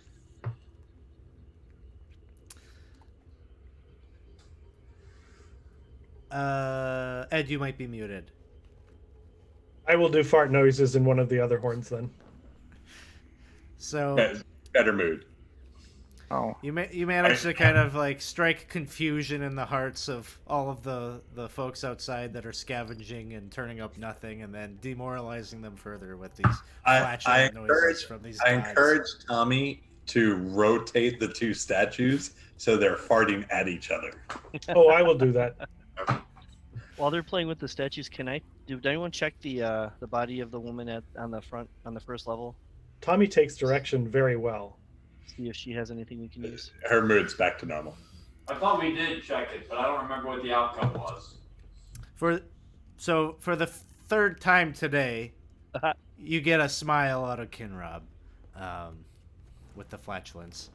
Simon, you haven't. I don't think you really checked out the body of the second body. Yep, I'll do that while they're playing with the statues. Okay. You head back up. You'll take a point of poison damage in doing so. I guess why don't you give me like a perception check? It's more or less like how fast can you feel confident that you've got everything off this body. So the last thing I want to do with the statue is I'm gonna show Susie this. I'm going to create another small tinkered magical device that makes a fart noise, and I'm just going to put it right at the embouchure of it, so it just does it incessantly. Sounds good. She's now giggling like she's as happy as you could be. Like the Beetle incident never happened at all. So every 6 seconds, it blasts a fart noise. Odd. Yeah, my tummy's hitting a bit, but whoever's up there really might have had a bit of the glitter water themselves. I think after the whole incident, I pulled Tommy aside and I'm like, if God's created everything, is there a God of farts? That's the God of farts. I imagine that there is. Now we know who it is. One that's looking. I would actually like to roll a religion check to know who would be the god of flatulence. I was about to ask you to do so. So we'll get back to that question because Simon's got a rule here that's been hanging out. So you're 20 on the perception check. What you're seeing as you're up there is like the first body that was in the entryway. It looks like this one likely was all of the stuff on them was taken already, but you do notice that there is a dagger in their chest. I'll take that. So you can add just a one dagger to your inventory. And 21. This is my Stara, and so gods gods are essentially mortals that have performed some kind of grand task in the big scheme of the multiverse and have Some ascended. cabbage farmer. There was a halfling cabbage farmer. Yes. Who made it his quest, believing that he came from the philosophy that, having a diet that rotates out the gases, you get that going, that's good health, that's good Crop rotation. Yes. Yep. Fundamental of agriculture. And so he perfected his God own of cabbage gas. It's a little known fact. He's referred to as the bull roarer, and most people think that was a vocal roar, but it was not. there is an opening here for someone that wants to name an NPC to name the god of flatulence. So let's leave that out there to the audience. Other than Bull Roarer? That's his nickname. That's the subtitle. You know, Sure. the gods, they gotta have like 10 monikers. So Yeah. The Bull Roarer. So, all right. So, having So, checked yeah, out the body, I will go into great detail extolling the stories of Bull Roarer to Susie, without ever occurring to me that there are any parts that I shouldn't tell to a 9-year-old. She waits patiently because she's a good student, but she says at the end, she's like, when Murray finally has his sparkle toot, we can say he's been blessed by Grumpy. Do we have a name yet? looks like it's in What's her motion. name, Grumpy? And then he'll think he's special.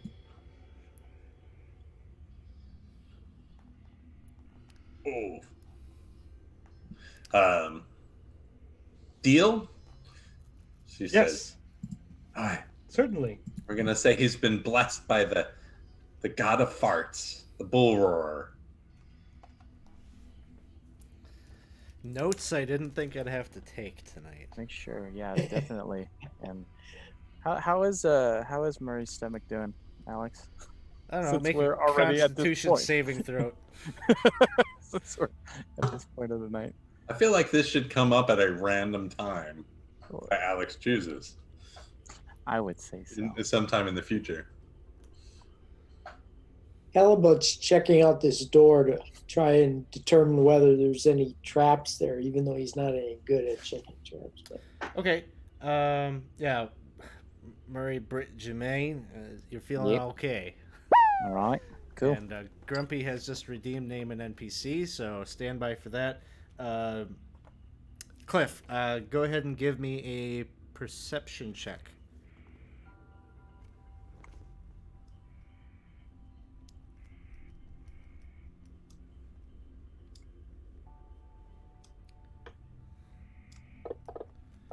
And your perception check is a 15.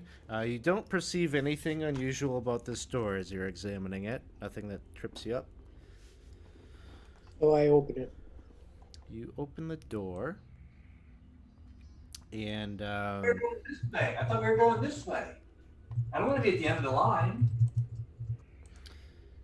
you see a hallway in which there are two stone doors on either side. Comes to kind of a T crossing right there. Savoie, are you checking out another door over on the other side? I'm trying to open this door and draw people my way because I want to be the first person in line. All right. Okay. Door easily opens, and you can see it kind of comes to a bend. No doors or anything, but curves upwards to the north. See, guys, this way. Doesn't it look great? This looks very exciting. I think this is the way that we would want to go. Murray goes over to this door and just laughs a bit and says, "Just kidding. Whatever. I don't care. Let's just get this over with." Simon waits for Susie to tell him which way to go because obviously she's the leader. Susie's just conspiring with Tommy, I think. I'm just waiting to see who follows me or whether I have to sulkily join the others. And Tommy has no idea that we're conspiring. This is just the topic we're on. Simon's been completely distracted by that. He's not even paying attention. Murray's looking at both of their faces. I'm going to try and persuade Murray. I'm going to try and give him, a persuasion to get him like, come on, buddy. This is where you want to go. You, the girl, telling you, this is where the fun's going to be. Okay. And what is Halibut doing? How does he look? Helibet, I think are you encouraging everyone to go through your door? No, I can't encourage anybody. Oh damn! I'll go Oh, where God. anyone wants to go. I'm really sorry, Samuel, but my heart is breaking. Come on, I'll go. Come on, let's go this way. We'll go that way next. Come on, it's okay. You cut up those beetles pretty well. And I never speaking of damaged 'em. cutting things up, you got near turd Gasty past the bull roarer is the name of the halfling god of flatulence and cabbage. We didn't learn about him in 4th grade. Whoa, thanks for the jams, And man! the scrolls by what? What are we talking about? And We're discussing the virtues of near-turd Gastipas the Bull Roarer. and thank you for the cheer. Yay. So yeah, she's sort of, I think, following Tommy around, and they're like 5 feet behind Murray, waiting for the sparkle party. What are you? What? It's like, what are you looking at? Stop! You're looking at my bum. Oh, Yes.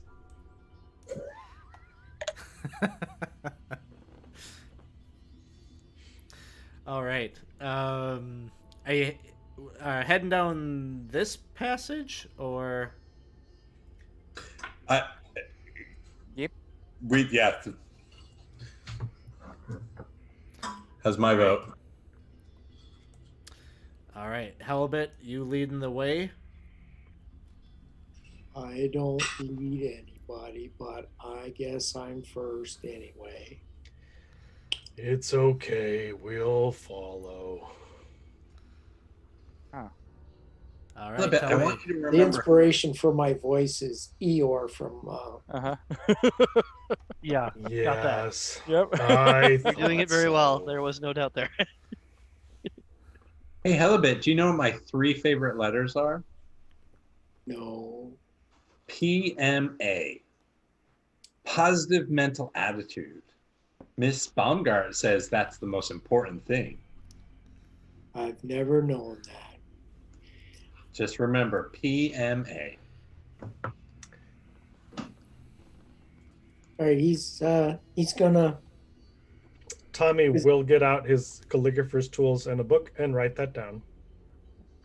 He's gonna check out this door here and open it if he thinks it's safe. The one to your right.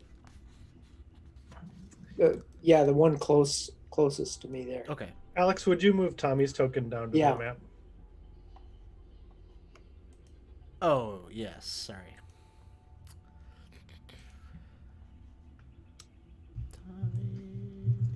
Boop, there you are. Halibut, you open up this door, and what you see, this room looks like it maybe had belonged to somebody who actually lived within this pyramid at some point. There's a sleeping pallet in one corner of the room. You see a wooden stool at a writing desk and a wooden chest. There's a heavy layer of dust that covers kind of everything in here. Is anybody good at investigation? I mean, at checking out for traps, because that chest must have something in it, but it might be trapped. I have some skill in that regard, I suppose. I'm more good at opening things, less good at finding things. Why don't I take a look? Books about positive female role model detectives. Can I help? Tome Bearer, Yes. go We- ahead and give we me a don't have a- perception check, please. Can I investigate? What are you like manipulating and like futzing with things right now, or are you just like kind of checking it over? I'm giving it like a methodical look through, looking for anything where there are connections where there shouldn't be, or anything like that. Give me the perception check first. to see if you can find such things to mess around with. You're looking it up and down. It looks like a pretty standard chest. It doesn't even look like it has a locking mechanism on it. I do not believe it is trapped. In fact, I don't believe it is locked, and I'll open it. It opens up, and inside you see it looks like a wooden, probably like a holy symbol is like the closest thing that you could guess at. The holy symbol. It looks like a balance, like a scale kind of thing. I was really hoping it was going to be the holy symbol of Near Turd Gastipas, the bull roarer. That would have been too much of a coincidence, right? Yeah, and that's like really the only What thing that's is in the here. holy symbol of? Nothing in the Sorry. desk. It's cabbage. You go over and Halibut, you're checking out the desk. Give me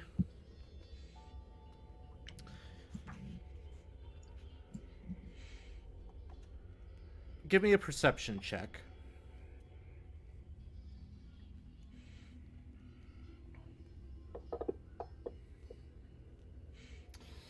There's like a couple of drawers that you open up. Doesn't look like there's anything in there. Nothing has been left behind inside this desk here, so it would seem. Looks like they moved out and took everything with them. They've left behind this ritual carving.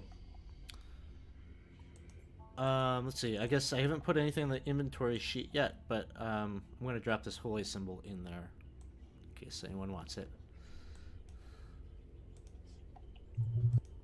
I have a holy symbol, but from a different god.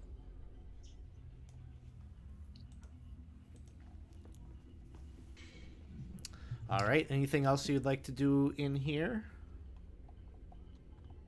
No, I think that probably should move on to a different room, I guess. Savoie, it looks like you're kind of taking a peek there, up and down maybe the hallway. I'm a little frustrated that I'm not going to be seeing something for the first time, so I went right past that room to the hallway looking for something interesting that I can, see be the first person to see. Yeah, so to the north, it just looks like a dead-end hallway, but then to the south, you see I think it's a wooden statue, but a statue, no, sorry. It appears to be made of gold. It is a statue that looks like a bearded man wielding a lightning bolt. It looks like a smaller version of the statue that you saw on top of the pyramid. Ooh! I saw something. We should just go look at this. That room's probably boring. And I start moving towards it. All right, so you're heading down the hallway. Let's see. Simon, what are you up to? As he bolts down that hallway, I just want to make sure I can keep an eye on him. So I head to here. Be careful. Okay, so you're kind of keeping eyes on Savoie. Tome Bearer, Halibut, you're kind of in the room, probably checking things out at this time. Murray, what are you up to? We're just going to kind of go, ow, you going, ow, whatever. And he's going to lean up against this door. And open up that one. Oops, 1 second. There we go. Come on. Fantasy Grounds. Okay, there we go. So you look into another room. Looks sort of similar to this other room that the others are poking around into. But you see, again, another an old bed in the corner, a writing table and chair, and a wooden chest. Just like the other room, everything kind of looks like it has not been touched. Nothing has been disturbed in here for some many decades. However, as you're looking around in there, you can see the large head of a pale blue lizard kind of pokes itself up from behind the bed over there. It starts licking its lips as it's staring intently at you. So we will roll initiative right here as this thing crawls up from underneath the bed and up on top. Shit. And first up is Helibit Frostbeard from across the hall here in that accent. Oh shit. As you're checking out the desk and looking around. Am I aware of what's going on across the hallway? Probably not. Like you know something's up, and you heard some kind of muttering of distress from Murray. Oh dear, I'm in the wrong place again. Oh. I'll start going. See how far I can get. You're just like moving towards him. Yeah. I mean, let's see. You could go. Let's say you can get like right there. You can see into the room. Can I see the lizard or? Yeah, you can see it. All right. I'm thinking. I think lizard meat might be a little better than the bugs. So I'm gonna. Or he found more food. I'm gonna throw a cantrip of sacred flame at the lizard. Sounds good. Go ahead and hit him up with that.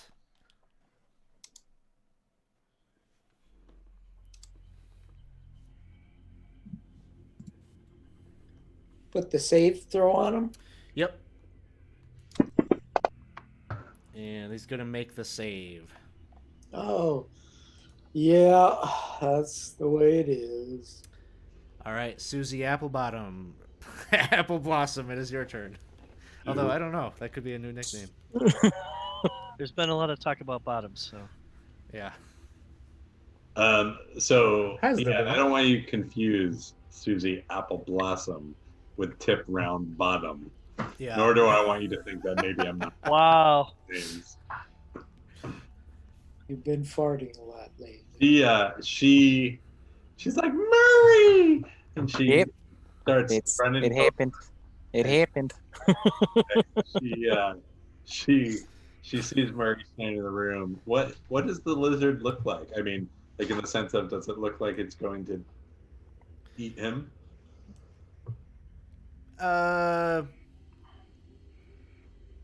Give me a nature check.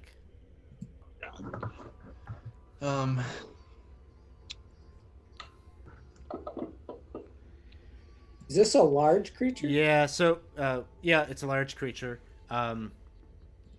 It is. It's got like kind of that predator look in its eyes, and it's licking its lips. Its posture. It's got kind of the. I don't know what you call it, like this kind of webbing that's like kind of like coming up, as if you've read about this at school. This thing is getting ready to hunt. So she is going to then. She's going to. Sorry, just having trouble finding my sheet.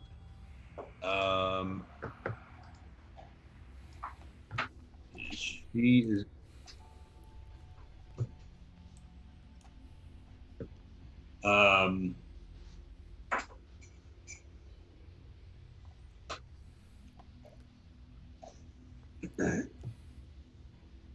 she's gonna turn to Murray and she's gonna take out her pom pom and she's gonna shake it.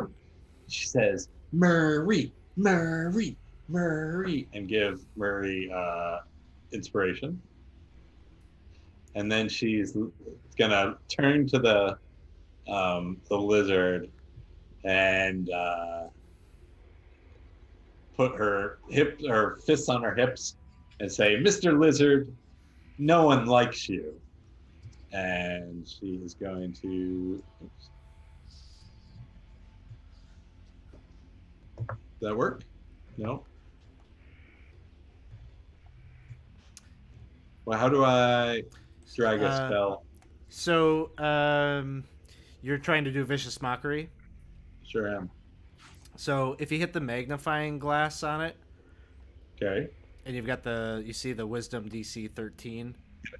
You could click and drag that and drop it onto the token. Is one way to do it. There you go. Sorry, I was just dropping the wrong thing. You know, the solitary giant lizard knows that nobody likes it and is dissuaded by your words. And she's gonna move back to let Not Murray. swayed by your words. She's gonna move back in case Murray gets scared and has his glitter Confetti bomb happen right now. Sounds good. Got The more giant assists. lizard, most of its form has still been like under the bed, and you can see it like it gets up, and the bed itself even like kind of shifts under the mass of this thing as its webbed feet connect with the wall, and it sort of starts to scurry around the wall, Shit. clinging there, and it reaches out to try to bite at you, Murray. Yep.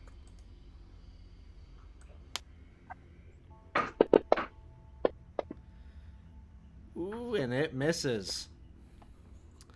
Murray, it is your turn. Yep. Nope. Goodbye. Disengage. Shit. Murray. Oh, excuse me. Sorry. Excuse me. Sorry. This giant 8-foot Goliath comes running out, scared for his life. I forgot he was a Goliath. Next up, Simon. Simon's gonna step forward and try to plug this hole. I look over at Halibut and I go, "That thing looks yummy." And yeah, I'll use my whip and see if we can't do some damage. It's within 10 feet, right? Mm-hmm. And a 13 is going to hit. You crack the whip right across its face, and it kind of recoils a little bit, but its little forked tongue is still kind of lipping out. Now focused on you. Next up, Savoie. You're staring down at that golden statue. There's a couple of stone doors down that way, but then you hear this commotion from behind you. I am unswayed by this, and I'm annoyed that they're still trying to do things and think they're having a better trip than I am. So I am determined. I'm going to see this thing here, and I'm going to be the one that tells them all about it. All right. So you take closer. You get closer to the statue.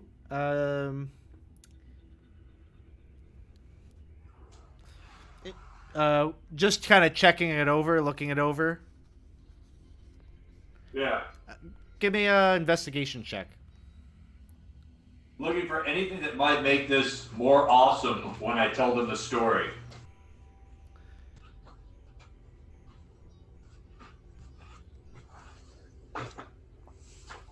I mean, it's glittering and shimmering gold. Looks like solid gold. It doesn't seem like it's moored to the floor. So if you could find a way to like get this out of here and bring it back home, you'd make a killing. I'm going to start sketching my little map route out of this altogether. I just stay where I am and pull up my sketch pad and start scribbling. Sounds good. What is your passive perception? This could be maintained, yeah? For, That's it. no reason. Of course, I'm curious. Perception is 14. Okay.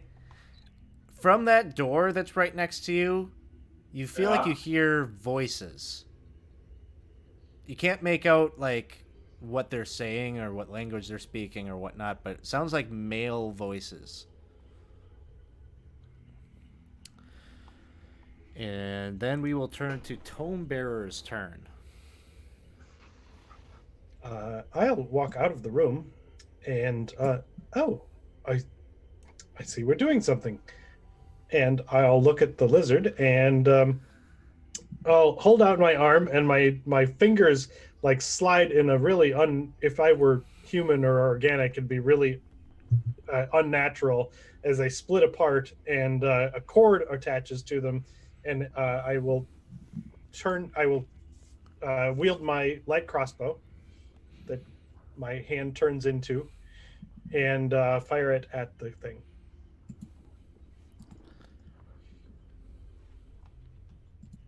He's got a gun.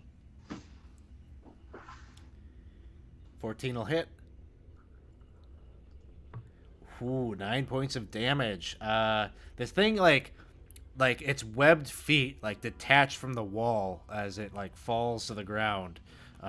It manages to right itself up that it's not prone or whatever, but you can see it kind of, like, backing away, almost, like, unsure whether to continue progressing towards you. That's it for me. Simon goes to fist bump you and then realizes that's not going to work. I wasn't sure that would work. I've never used it. That worked. Helibet, it is your turn. I'm probably gonna die, but I think I'll go in here. I'm going to cast inflict wounds on it. All right, you reach out to try to grab it and do that. Give it the attack roll. And a 7 will miss. I knew it. Is that modifier correct? Is my question. Isn't this a wisdom? No. Yeah. Okay. It's still gonna miss, but I need to go in here and change this for you. Why is that? Wisdom based. It's wisdom based. I thought something gave me a boost beyond my normal. Yeah, you should have a +5. I fixed it on your sheet. So, all right, Susie, Apple, Blossom, it is your turn. So Susie, I think she's still a little worried.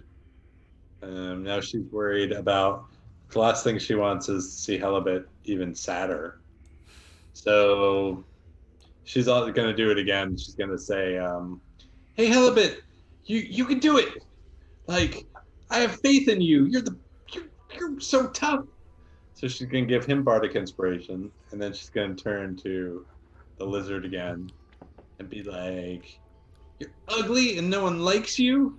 Just get out of here." In that time, you get the giant lizard who his feelings are hurt for 1 point of damage. He's still up, but disadvantage on his next attack.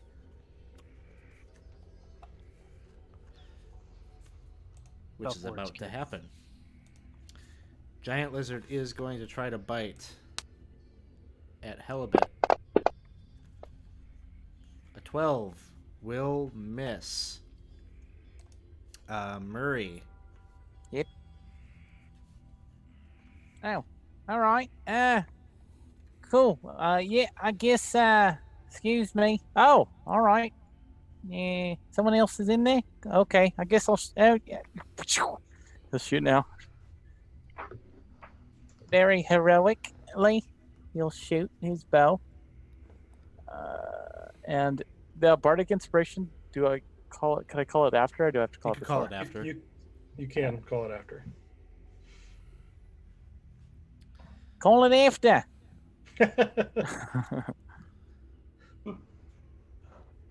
D6, I think. Oh, is it a D6? Yeah, it's I'm not sorry. advantage. It's I'm sorry. just rolling and Okay, adding a D6. I'm sorry. All right, the D6. Let's do that. Brings it to 11. an 11. Not quite enough to hit. Cramp. Okay. He said crap. Hey. Oh, yeah. I did. That brings us to Simon. There we go. And I you managed to finish him off with a shot off the bow. I finish it off as I walk in, and then I head over to Halibut and what was that thing with the hand? How's that work? I was no help again. So, as all of you are kind of dealing with the end of that giant lizard over there, Savoie, this door over by you opens up. Ruh-roh, I forgot about I that. suddenly kind of step back to the thing like someone's trying to take my glory. So, you're kind of you get yourself in a position to guard the statue. It's your prize that you have just found. Two people kind of move out here, and I'm about to share an image so you can see what it is you're looking at. But there are two individuals that are masked. That's good. There's a pandemic on. Yeah. It could be that, but they are gilded masks that look very much like the visage of the statue that you were kind of fawning over or looking at. They are armed, swords and shields at the ready, and they just kind of stand there in front of you, their weapons out, and they are talking at you, but you don't understand what they are saying. It must be a foreign language of some kind that you're not familiar with. It doesn't even sound like a language. You know, you spend a few days in Ularum. It doesn't sound like that tongue. Okay. Their hair, you can kind of see, they're kind of wearing, some of them have their hair kind of done up in like a ponytail in the back. Looks like it's stark white. Do I see skin like human flesh? Mm-hmm. Very pale skin. My first You thought can is see that neck, flesh, and wrist from underneath their armor. They're all wearing like kind of a chainmail suit of armor. I quickly believe that these must be the docent guardians of the place, and that they're likely to give me a tour of information. And I whip out one of my quills, and I ready to communicate with, as if I'm going to write down notes. The two of them like move forward and grab you, and they're starting to pull you into the room with them. No, I want to talk about this statue. I don't want to see the next room yet. This is where I am. I haven't finished looking at this. You're talking. They're kind of retorting it. And one of them kind of like almost like pulls his weapon up in the air, like he's about to like whap you with like the flat end of it or something like that. There's no need for violence. Fine, we'll see your room first.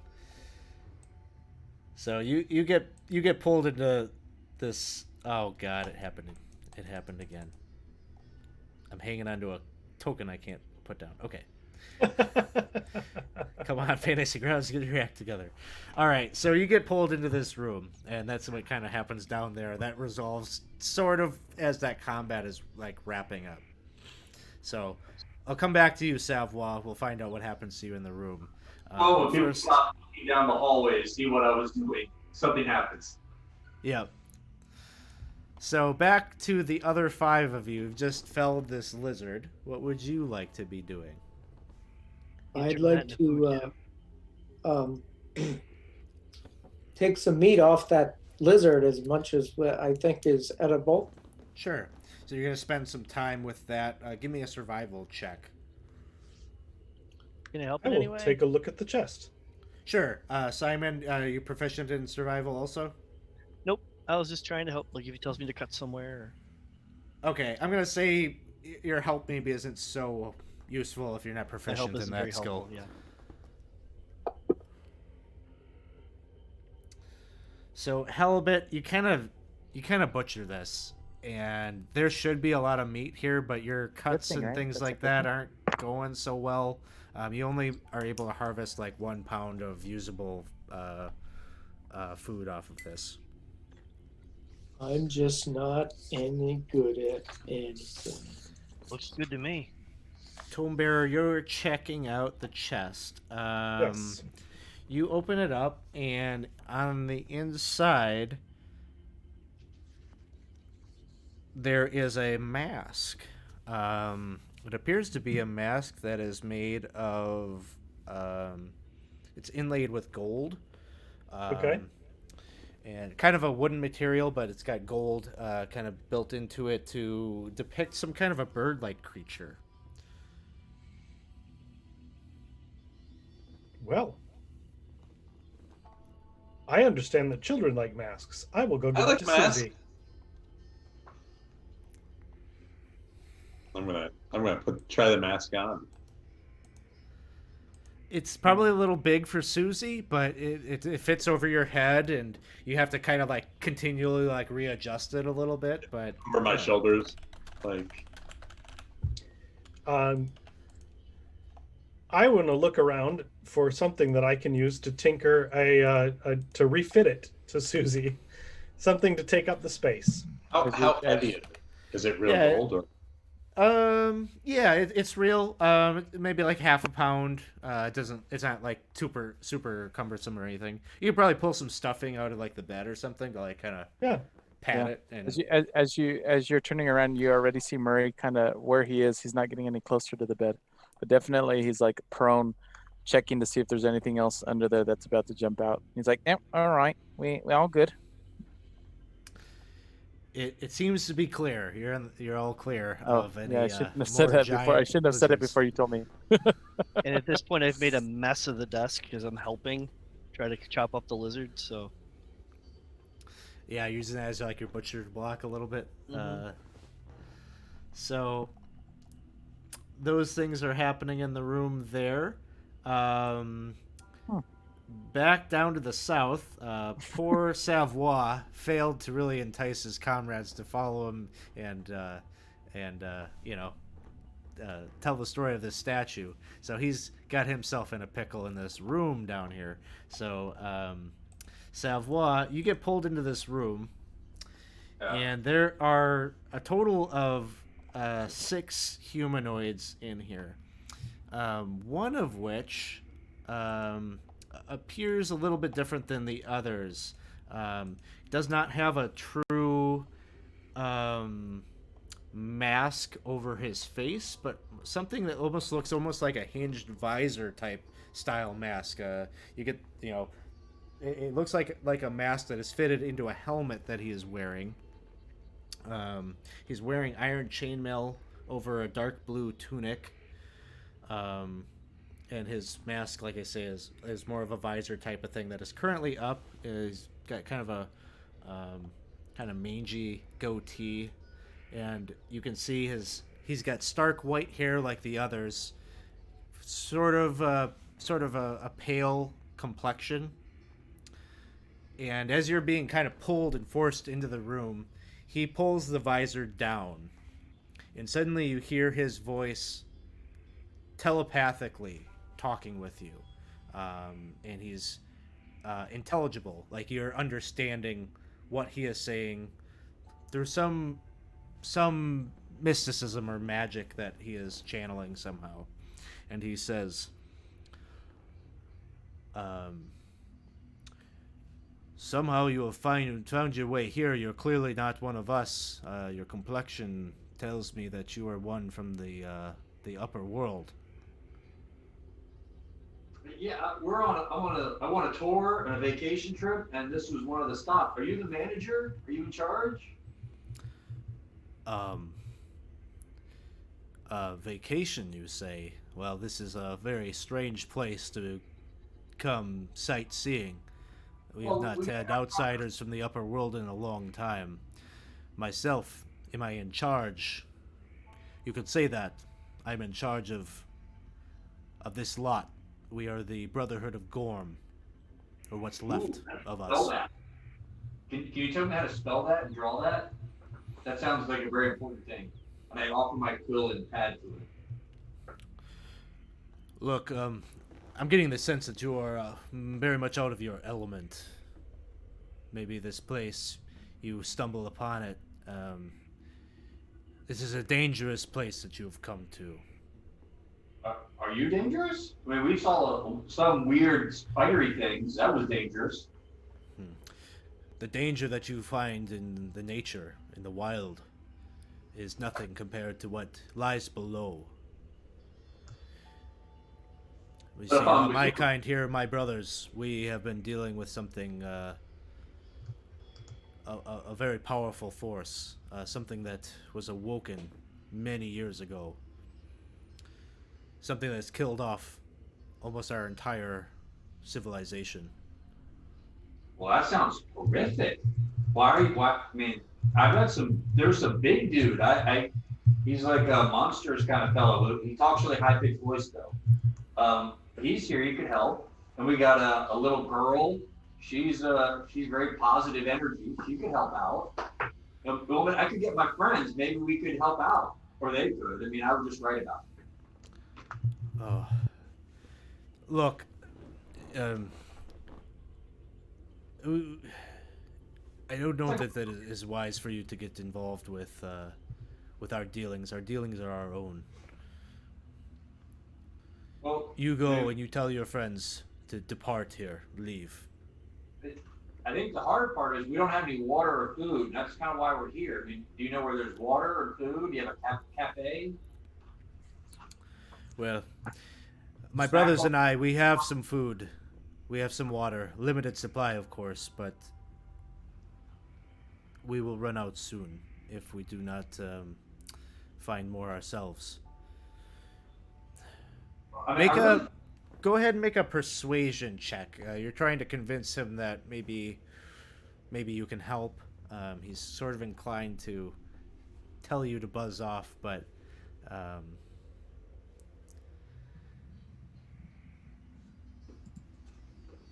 yeah, he says, look, you say you're on a tour of some kind. I don't know where you're from. I don't know how you came to find us. From what I understood, the entrance to this place was long inaccessible. Oh no, wide open. Very easy. Probably more of these things. He says, what did you say your name was? Savoir Favor. Savoir. My name is Canadias. Tell your friends that you have spoken with us and let them know that this is no place for you. You will find no salvation here. I wish I could spare any food or water for you, but look, just go. This place, there's greater dangers here than starvation or thirst. And he kind of looks. You get the sense that he's like maybe communicating something to the guards who don't seem aware of the conversation that is happening in your heads. And he says a couple of things in his native tongue, and they put all their weapons away. And he kind of points you to the door, and he says, "Please, my friend Savoir, you are free to go." Well, it's been awful nice to meet both of you. I just want to could you write that down, Brotherhood of Gorm? I just want to make sure I get it in your own script. That'd be so nice if you can just do that one thing for me. He just kind of like looks at everyone else. They're all kind of shrugging, and he takes your quill and he writes something down in a language that you can't read, and he says, "There you go." This is wonderful. Thank you very much. I give a pat on the shoulder and head out the door. All right, so you go and like kind of reconvene with the rest. Yeah. At this point. You'll never guess what I did. Once in a lifetime. Too bad you missed it. What did you do? Oh, well, I mean, I met a whole group of guys that live here, like some you darkness. And, you know, great warriors, very powerful. Uh-huh. Speak in my mind. In your mind? Wow. Yeah. Wow, it sounds great. In your mind, yeah. Uh-huh. Yeah, cool. And where were these people, these warriors? Where did you see them? Down the hallway, they're in that room, but they don't want it. They want us to leave. Oh, sure, right. So if I just happen to stroll over here, right, they want us to leave. The warriors you saw in this place that seems to be deserted for centuries. There's people here, right? Warriors. In just which room? Statue warrior was in your head? What? Yeah, at the end of the hall, there was two of them that came out. They brought me in to talk to another guy. They don't speak our language, but he spoke in my head. And I mean, they said the tour's over and that it's not safe for us to be here. Right. Uh-huh. Sure. As I understand it, it's not safe for you to leave. He's got a point. So you're telling me if I open this door here that there are going to be people that will talk to me in my head? I don't know. I mean, I mentioned you because I thought you looked big and maybe you would, you could convince them that we could help them. And then they mentioned we had a cute little girl with us because she's full of positive energy, and I thought that could help. Honestly, I'm sorry, but yeah. Okay, there was a giant lizard over there, and that's fine. We actually were doing something. You don't have to make up stories about these people. It's cool. It's fine. And he goes to, as he's talking to you, he goes and just opens the door real quick and looks inside. And you see these 6 people like and closes it immediately. Yep, close it immediately. What? Yeah, okay. Yeah, he's right. Okay, bye. What? There's people. Go ahead. You could. Yeah.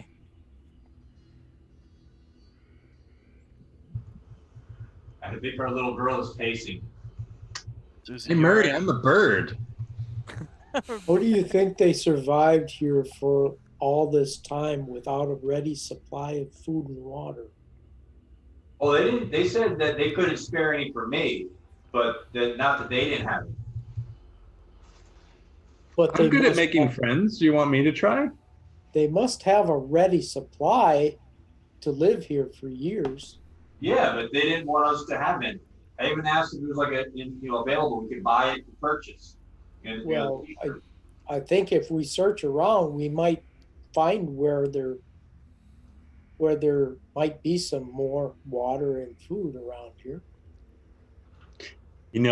One of my classmates, what if I pretend one of them's my dad? I told him about you. I think everybody loves a little girl. He hasn't seen me in years, and I'm very sad. I think you and the big guy go down there, then that proves that I'm telling the truth. That'll make me look better, and then we can easily, I think, convince them, to let us have some of their food. I mean, look how big he is. They're going to want you, right? They didn't hit you, right? No, they were very kind. All right. I don't know about that. Very kind. They likely won't. They were very pleased to meet me. They thought I was a wonderful person, and I don't know how they'll receive you guys, but I find I that think hard. once I come in with you, that maybe that'll be enough to help you out. Okay. I believe perhaps you're overselling it. Knock, knock. You hear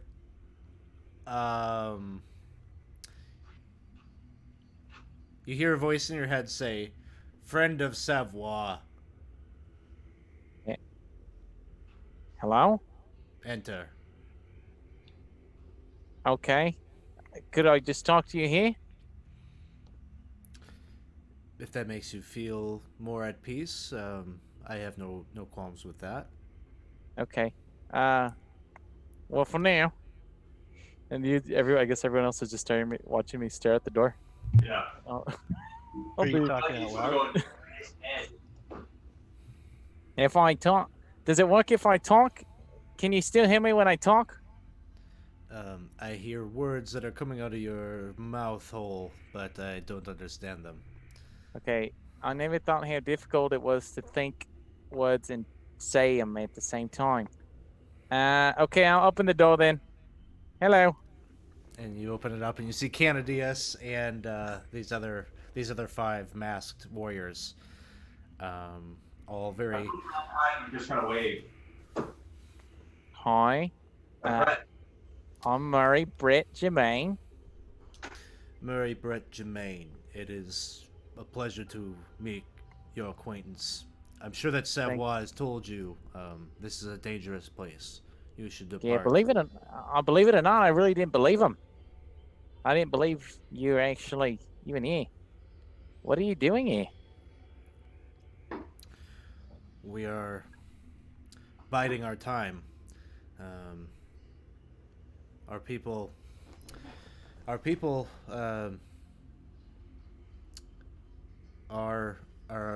in decline. There are terrible things happening in the city where we are from. Oh. City. So They're saying they're in a city. The city is going badly, and they're here for something.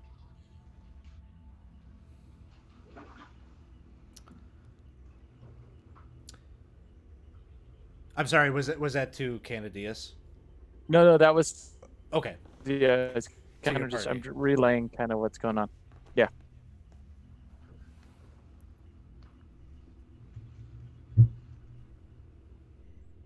Can they tell Sorry. us about that city? Yeah. What about the city? And also, I don't know if he mentioned it. Do you have food and water? He says, "We do. Oh. We have a very limited supply. We are refugees of our own city. We are plagued. We were plagued by a cult that worships a terrible monster that is called Zargon." Doggone. That's very sad. Hi, I'm Susie Appleblossom. And, I like your mask. Susie, you feel like the connection like kind of happened with you, where he's like talking with you, and he says, "A little girl in a place like this." with the golden bird mask on. I have by a the way. mask just like yours. Well, Kinda. not quite. The mask that you wear belongs to some of our kin. And I you think can make a an lizard- insight check. Me? Yeah. I think a lizard was wearing it. It seems fine. You just kind of take what he just said at face value. Do you want it back? I'm sorry if I touched something I shouldn't have. He says, "It is. You found it. Consider it a souvenir. It means it is of no importance, no significance to us, the Brotherhood of Group Gorm." Keepers, losers. Did your friends make it? Because it's really nice. The girls back in school are so jealous. It belongs to the warrior maidens of Madarua. Reckless. Warrior Reckless individuals who have spoiled many a fight that could have given an advantage to our side against Zargon. So they helped. Their heart is in the right place, but their tactics are not sound. If not for their recklessness, we may not have lost our advantage on the city. Well, they sound pretty awesome to me if they wear a mask like this. She wanders off. So there. He turns his attention back to you, Murray, and he says, Yeah. Yeah. You have a little girl with you. You have a tourist. I don't know how it is that you came to find this place, but our worries are not yours. Right. Yes. Yep. We're just looking for water and food, and we kind of stuck. We kind of got lost. We're here. We're looking for a bit of shelter, and we on our way, I guess. Times are hard for us all. Being so far away from home, if we have only what we brought with us up here to this level of the pyramid. We had to leave in a hurry. When the battle turned, we escaped with our lives. What do you mean you went up? Where did this battle take place? Far below, many levels below where we currently stand. Oh. We are a people in retreat. I am beginning to lose hope that we will be able to turn the tide of this battle and win back our city. I see. And he kind of goes and relays that to everyone else. What's going on? Maybe he'd kind of call. Hold on, he's the rest of our group, just so that you see him there over here, and he's going to kind of beckon everyone if they wish to kind of get a little bit closer.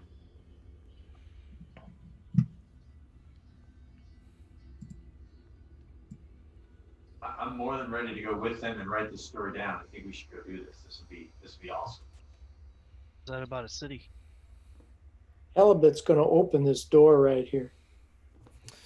You open that door and you will see a number of very similar looking followers of Gorm with their masks on.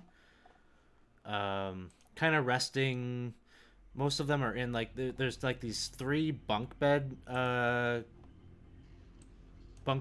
kind of situated. And a couple of them are like in the middle of the room. They're playing some kind of a dice game when you open up the door, and they kind of look up curiously at you. Hi, I'm Susie Applebottom. Apple Blossom. How you're doing it? Very nice to meet you. They kind of mutter to themselves in the foreign language, and they look to you, Susie, and they kind of gesture for you to come into the room. There's like 2 of them like sitting like cross-legged on the floor playing this dice game. I think I look at Halibut like to see if I think he's gonna enter the room too. If it looks like Susie's going in, Tommy's going with her. I think she has a little bit of a hesitation, but ultimately, Halibut, what are you doing? I'll just be in the way. I'll stay out here. So she shrugs, and she's like, I know some games with dice. So then Tommy's going to go in too. Tommy's in there, and Susie, you sit down, like kind of form almost like a little triangular little pattern there. Yeah. They push like the dice. Yeah, they push the dice over at you. They don't have like coin or anything like near them. It looks like they just got like almost like scales, almost like of a lizard, like the one that you just slayed, that they're kind of using as like tokens or whatever in this game. But they pass the dice to you, and they are kind of gesturing for you to like take a go at it. I roll, and you roll, and one of them kind of like does like a little like applause, and like they pass a couple of these like lizard scales over your way. I I cheer, and then I'm gonna take out my I have one of those. My other instrument is one of those the fish you play as like a third grader, where you just rub the stick along a. Excellent. And it's just that, and I'm just like tapping out a tune and playing the fish every now and then while I watch them play. One of them gestures at your mask, and he's like kind of like doing a gesture like a disapproving kind of look. Oh, I was like, oh, I'm sorry, and I take it off, and I put it on the table. One of them like takes his own mask off and like gives it to you, and then you can see his face. Like his face is very much like pale white. His hair is white. Make a history check as this happens. Okay. As you see this individual. Can I also roll that? Yeah. Yeah, Tome Bearer, you're in the room. You could do that as also.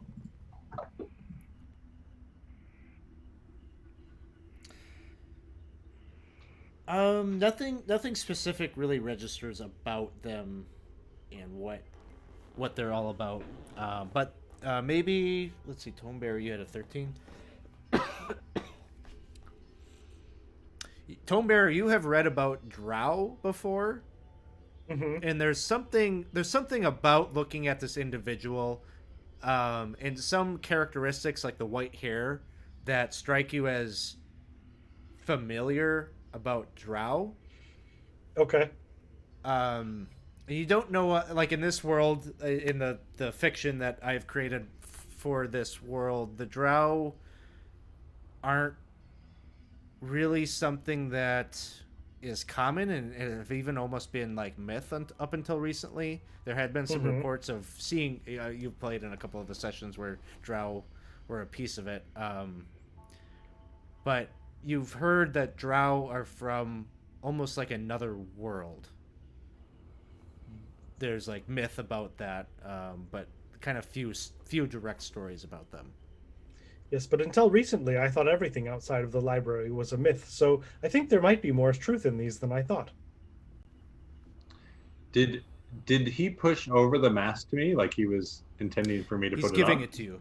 Yeah. Oh, I definitely put it on, and then I run over and I give him a hug. Yeah. And then they're kind of, the other one is like kind of clapping again approvingly, like they understand that you don't understand your language, but they're trying their best to good-naturedly communicate with you. I will clap with them. Does he accept the hug? It's a little awkward. Like he doesn't really like hug you back, but he doesn't like push you away or anything. I thank him, and I continue playing like more excitedly on the fish. Tome Bearer, give me an insight check while you're standing there watching these interactions happen. You get the sense that they, not really that you make them uneasy, but they don't know what to make of you. Like they keep kind of glancing over, like they've never seen anything like you before. I will try to repeat some of the words that they have said back to them that seemed like the ones that they said when they were being, when it seemed like they were being welcoming to Susie. Let's have you do, let's call it a performance check. Okay. That's a 2. Okay. You're just like, you're trying to like parrot back these things and they're just looking at you like they can't even tell like what you're trying to do. Maybe it's a tonal language and like you're not getting the tones right, but something's not right. Yeah. Meanwhile, let's see. Murray and kind of Savoy are talking to Canadius. Simon, what are you going to be up to? Simon's very interested in this city as well, so he's trying to get into this conversation down here, especially if there's a leader. Yeah, Canadius sees you kind of step into the hallway too, and he says, well, when Savoy told me he had some friends, some of you look more experienced, maybe in the ways of fighting. You, what is your story? He gestures to you, Simon, as he enters your mind.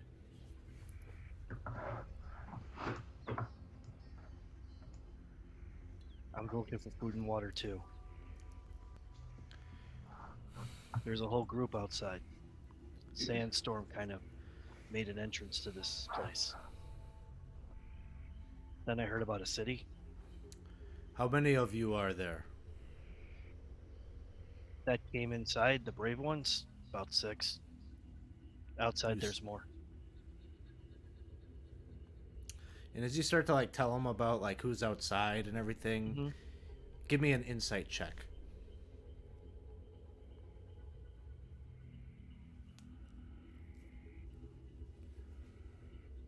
There you go. He just I'm going to use my says- advantage. This seems important. I'm going to use my Okay. inspiration. for this Yeah, moment. use your go ahead. There you go. All right. 15. Something about his mood changes as you start talking about everybody outside.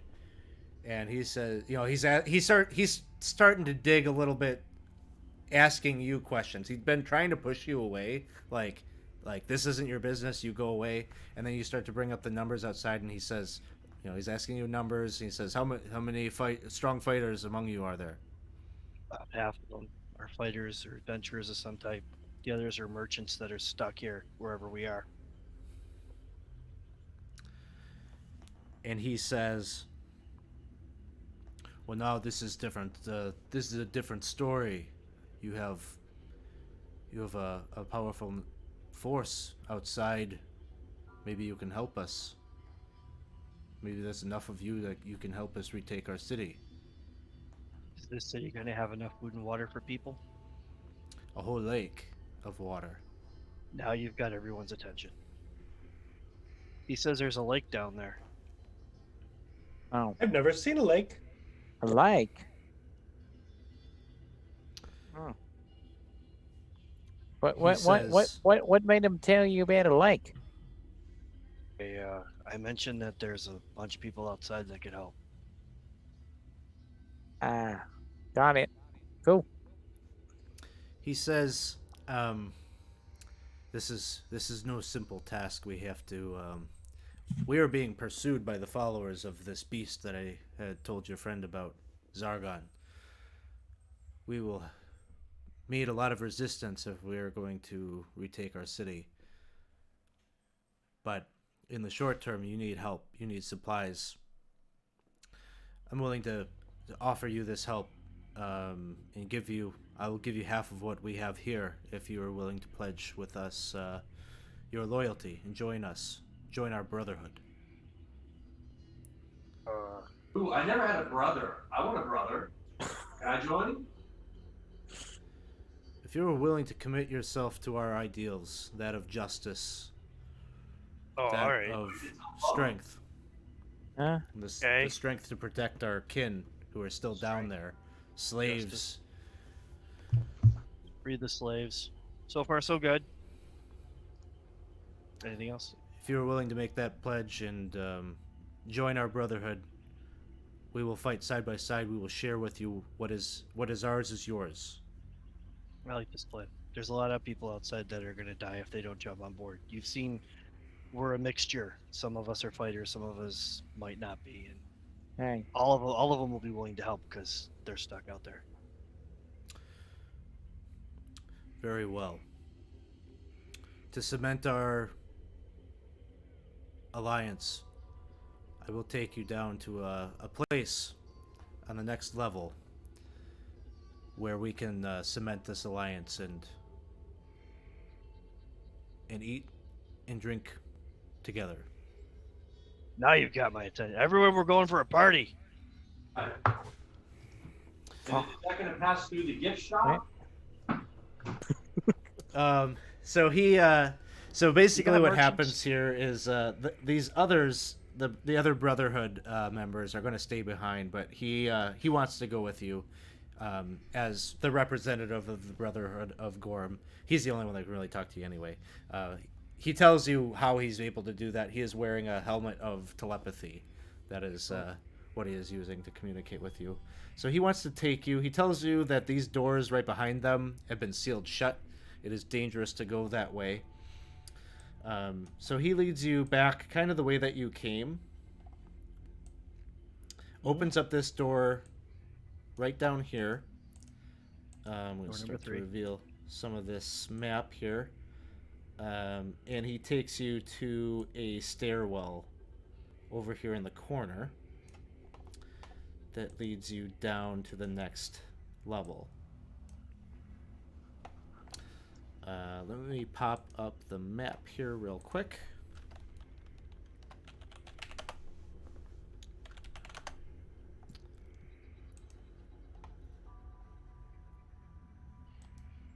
Oops.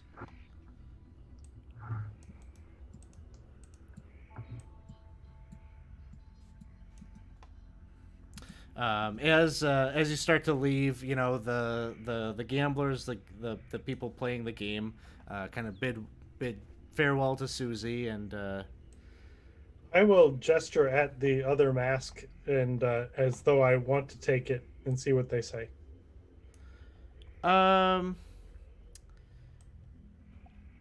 They give it up pretty willingly.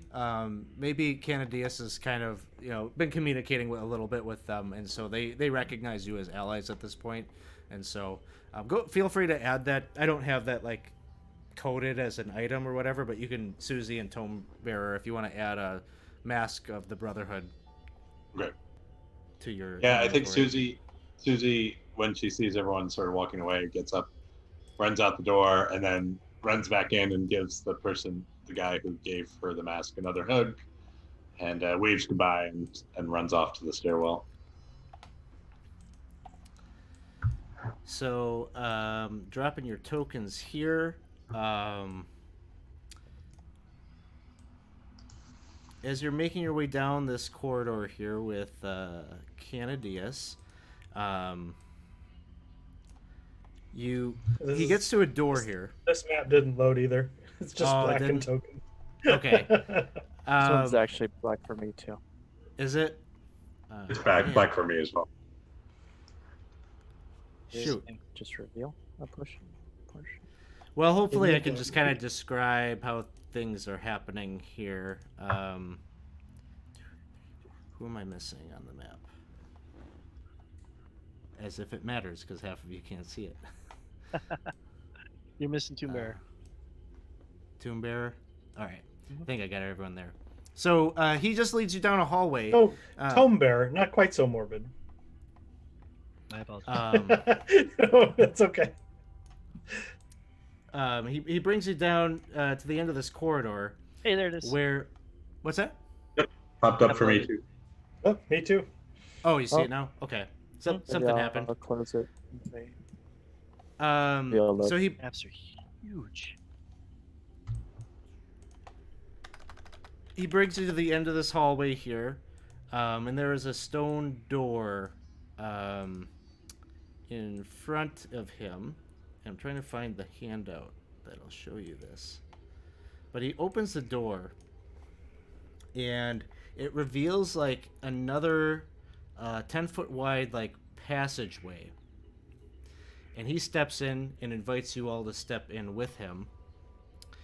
As you are passing into the passageway, you can see on the wall, it almost looks like there are buttons, like stone buttons on the wall that have these runic symbols inscribed upon them. And with his assistance, he kind of demonstrates to you and explains to you that these buttons move this tunnel that you're currently in. And so he kind of demonstrates that. I take detailed notes and transcribe each of those symbols down exactly as written. I'm not sure if this will like kind of help to like illustrate what I mean. This map doesn't quite do what I want it to do, but there's kind of like the tunnel like swivels such that it's on an angle like that now, if that makes sense. Okay, yeah. And then he leads you down this door here. So it's like a train exchange. That's what I was thinking. Yeah. Where they would go and switch the trains up.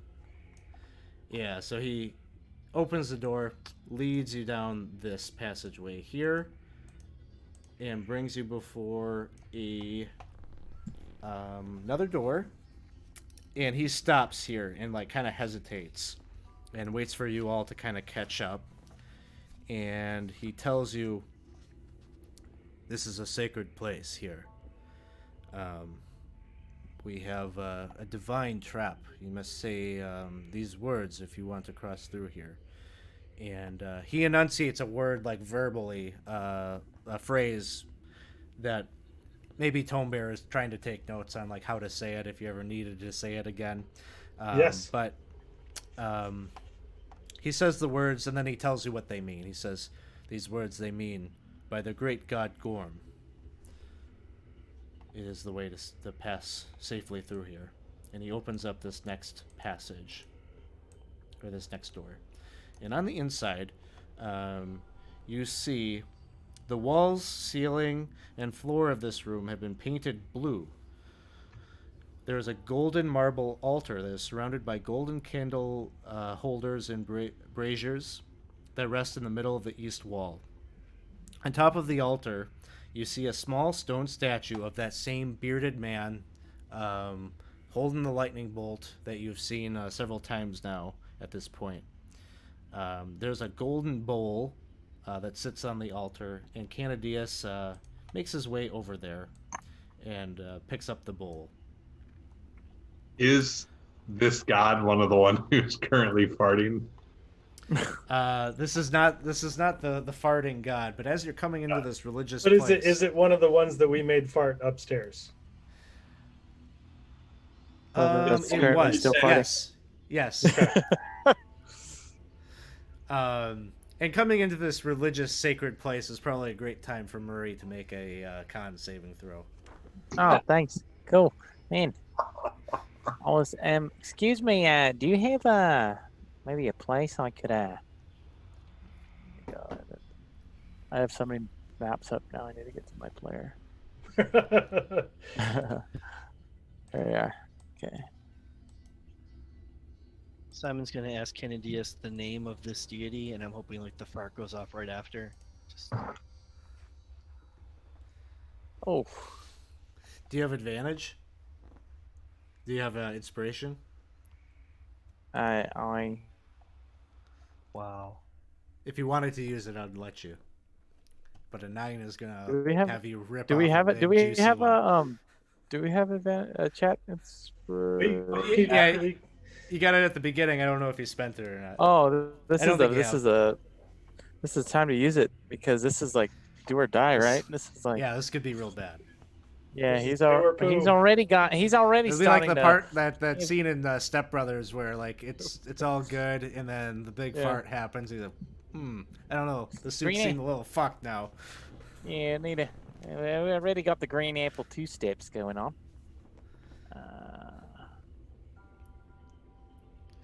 Oh boy! Oh, man. Your turn. So your turn. You all like start filing into this room as Murray lets out a big juicy one, and there is some like kind of glitter that like somehow I don't know why, but it happens. It's the Goliath digestive system. Yeah. And Canadius just turns around and is giving you like a really dirty look, and he's like entering into your mind with his telepathy, and he says, I bring you to this holy place of Gorm, and you desecrate. I'm sorry. This I'm place. so sorry. With that, you couldn't take it outside. I just taught you the words to go safely in and out. It was him. I had nothing to do with it. I'm so sorry. I actually, yeah, okay. Well, we better. I know. Believe it or not, I think there may be a bit more if we don't hurry up. Prairie dog in it at the moment. Can we speed this along, please? He says, "Get out." You got it. See ya. I'll be right back, guys. You got it. Great. Oh no! Did I miss it?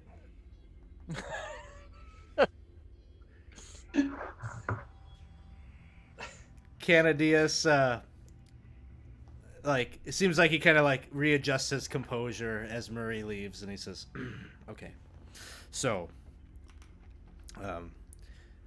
And he's like kind of preparing. He gets like a little bit of water out that he's holding in a flask, and he pours that in with like some powder. Seems like he's kind of like mixing up some kind of a paste or some kind in this bowl, and he's explaining that. Very Go ahead. would peek in. I'm sorry. Is there any corner is fine? Out. Yeah. Okay. All right. And he Alabet is continue. paying close attention since he's a cleric and he's kind of interested in religious Yeah. ceremonies of sorts. Yeah, so he's just explaining to you that kind of the tenets of their faith. He's basically suggesting to you that this isn't like a initiation, like this isn't saying that you're like becoming followers of Gorm. This is a ritual to cement your alliance, and that you are allies of Gorm. But he tells you a little bit about their belief structure and that they believe that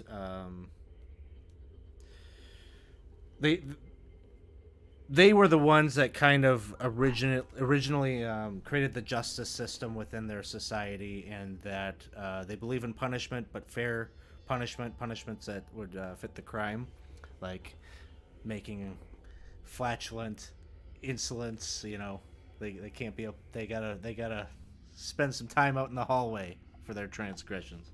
But he's telling you some things about that when and he's bringing this paste over, and he's kind of putting a little Harry Potter lightning bolt on your foreheads, going around as he's explaining this. And Murray, give me a perception check as you're sitting out in the hallway. Okay. Sitting out in the hallway, what? Oh, hold on. Before you do this, are you in that passageway? Like in the twisting passageway? Yeah. Guess Okay. so. So forget the perception check. This is what all right. happens. As you're sitting there, the passageway starts to shift, and you start spinning. Ah! No. Oh God! What are we? And let's see, how would it spin? It would spin such that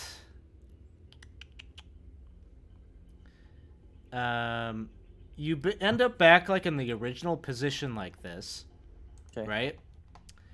And staring back at you are 2 hobgoblins and 4 stark white hair humanoids with swords at hand.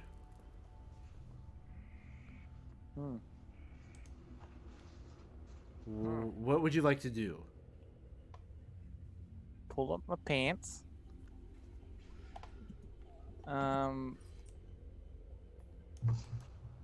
I would. There's a button on the wall. There Somewhere? are a set of 8 buttons on the wall. I think it's 8. All right. He would just start push a button. Like a random button. He's like, hold on. Roll me D8, we'll say.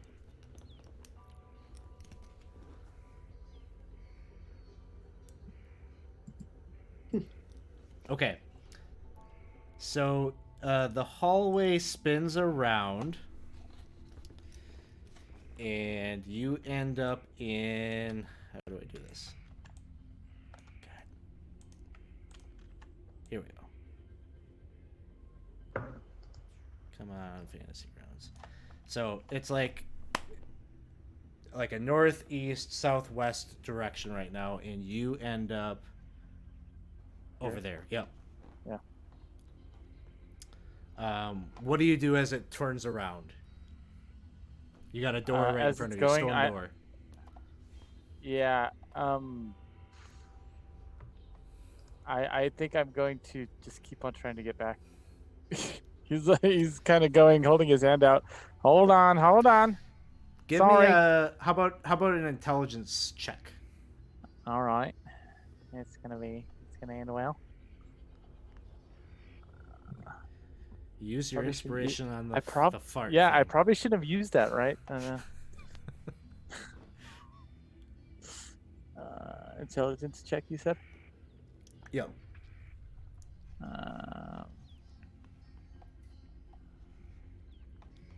That's any Just- type of intelligence check? Just your straight ability. Oh, okay.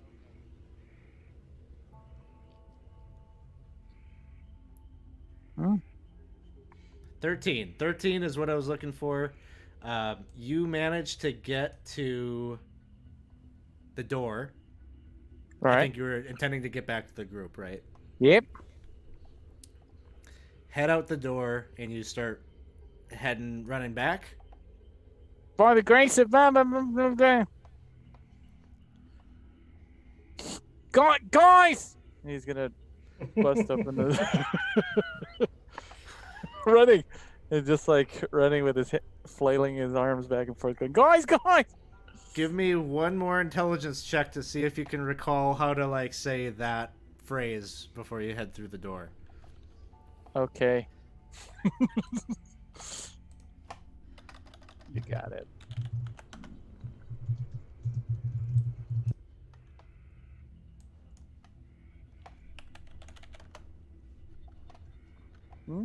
And that one you didn't quite get.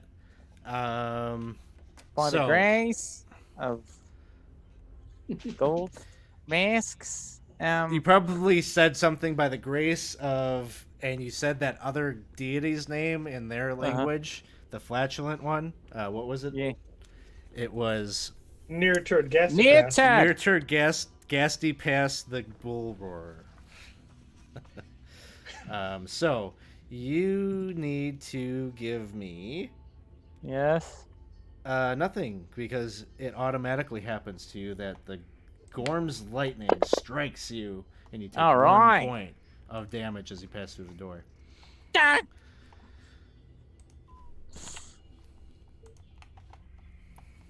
His little dew kind of shifts on his bald head, and he keeps on running.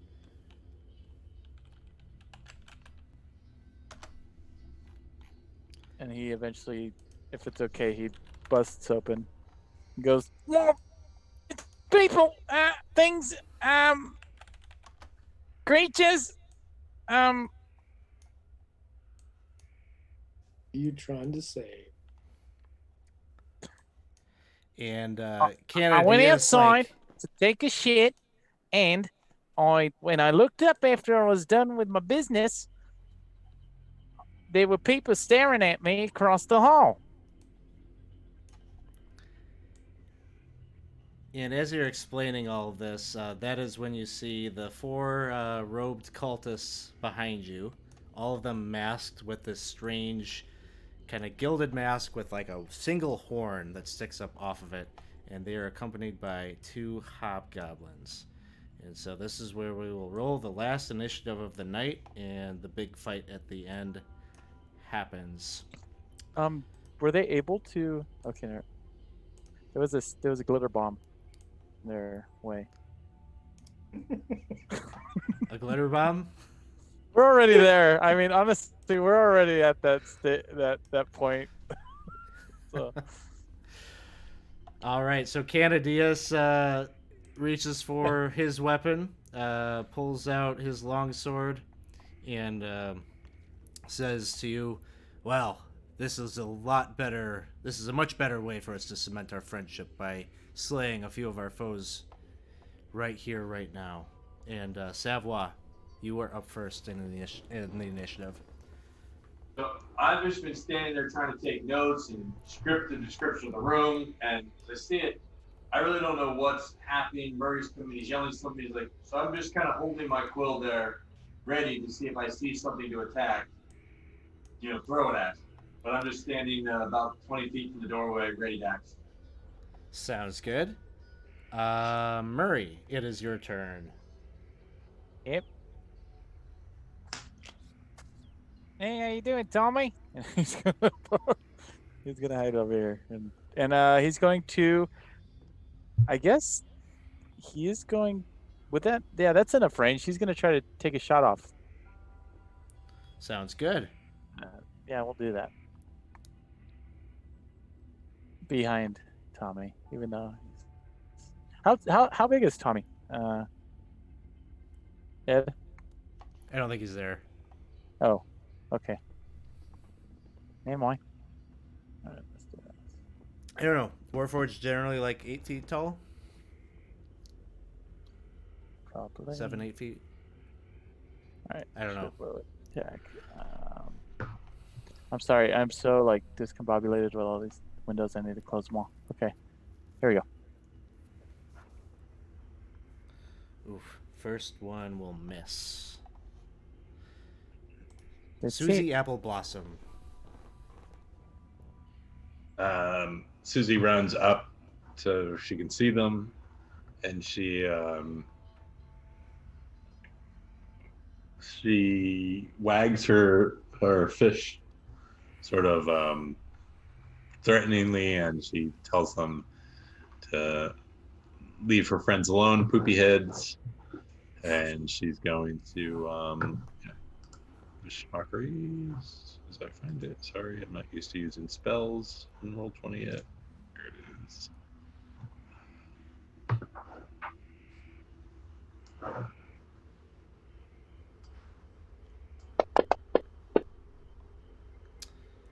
Go. It makes a saving throw. And then she's gonna, I think she still has 5 left, and that's that for me. All right, next up, Helibet Frostbeard. It is your turn. I'm going to move over here, and I'm just going to ready my Warhammer for when they start coming through the door. All right, a couple of readied actions in the room at this point. Simon, it is your turn.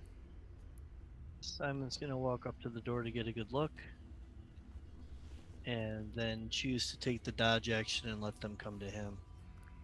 He's got his shield, but he hasn't pulled his whip quite yet.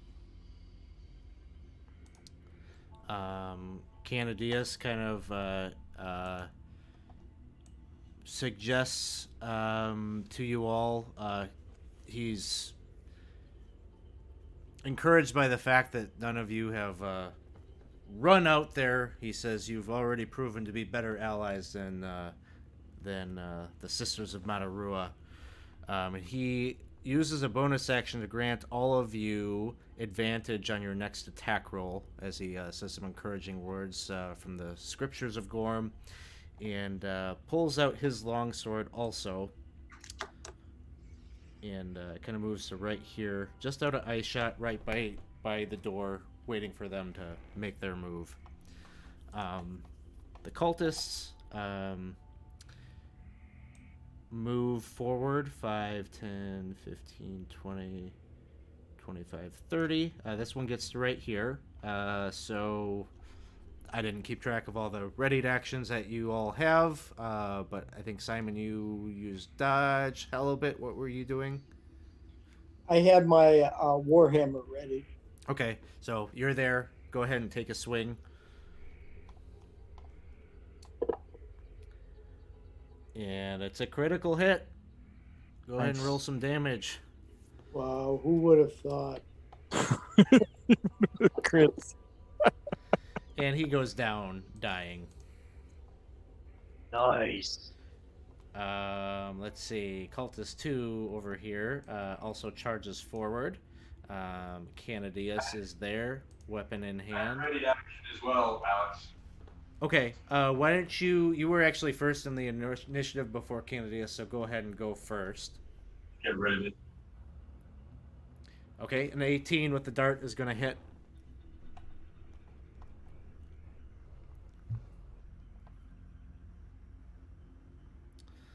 Four points of damage. Canadius swings at him with his longsword, manages to hit, and deals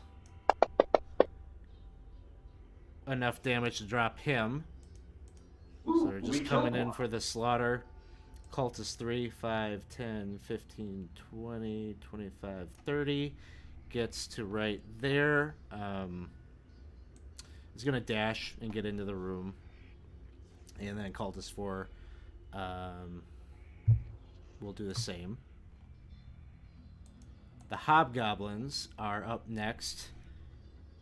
They seem pretty content to sit back, and Hobgoblin 1 is going to take a shot with the longbow. Gonna take a shot in at Simon. Disadvantage. 12 will miss. And then Hobgoblin 2, disadvantage, doing the same thing, taking a shot at you, Simon. And an 8 will miss. Tome Bearer, it is your turn. I think you're muted. Oh, yep, I am. I am going to lift up my arm and shoot a globule of that sort of jelly with that purple glow that I put on the snow globe at them, and I'm casting Fairy Fire at the 2 hobgoblins out in the hall. 1 success and 1 fail. So Hobgoblin 2 got the fail. And so that is applied, and that's it for me. All right, Savoie, it is your turn. Actually, I will move up and just box in these other 2 so they can't get to anyone else. Sounds good. I'm just gonna go try and hit another dart into this cultist. And I was about to say you got advantage from the bolster, but critical hit. See if I can make this guy fear with a pen that's mightier than a sword. And 6 points. It's sticking out of his jugular. Blood is squirting out, but he's still on his feet. Super low roll. And next up, we've got Murray. Brett Jermaine, he is going to shoot again. This time, hopefully, it's a little bit better. Short bow. No. Cool. Sneak attack. How do I apply the sneak attack to that?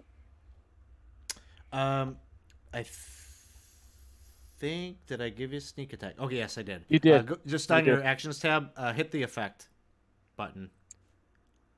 Okay. Actions tab. Hit the effect button, and the effect button is that magnifying glass. Oh, and then click it. Okay. Yep, you got it. If that works. Cool. All right. Now when you roll your damage, it'll throw that in there too. And that's enough to bring that one down. Susie Appleblossom, it is your turn. She's more menacing, taking your fish. She is tapping the stick against it rhythmically. Oh no.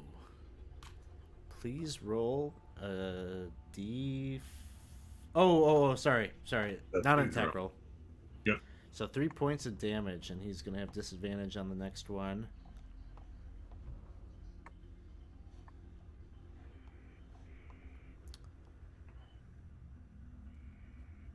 That's it. Halibut. Okay. Warhammer.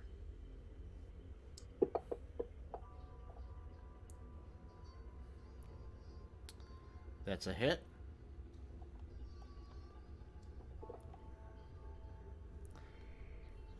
Five points of damage. The cultist is still on his feet. Not much of a hit. Simon. Simon drops his shield and pulls his greatsword.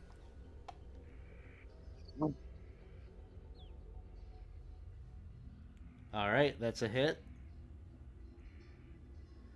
And this cultist goes down. And he just gives it a wave. Waits. Canadius, once again, hangs tight.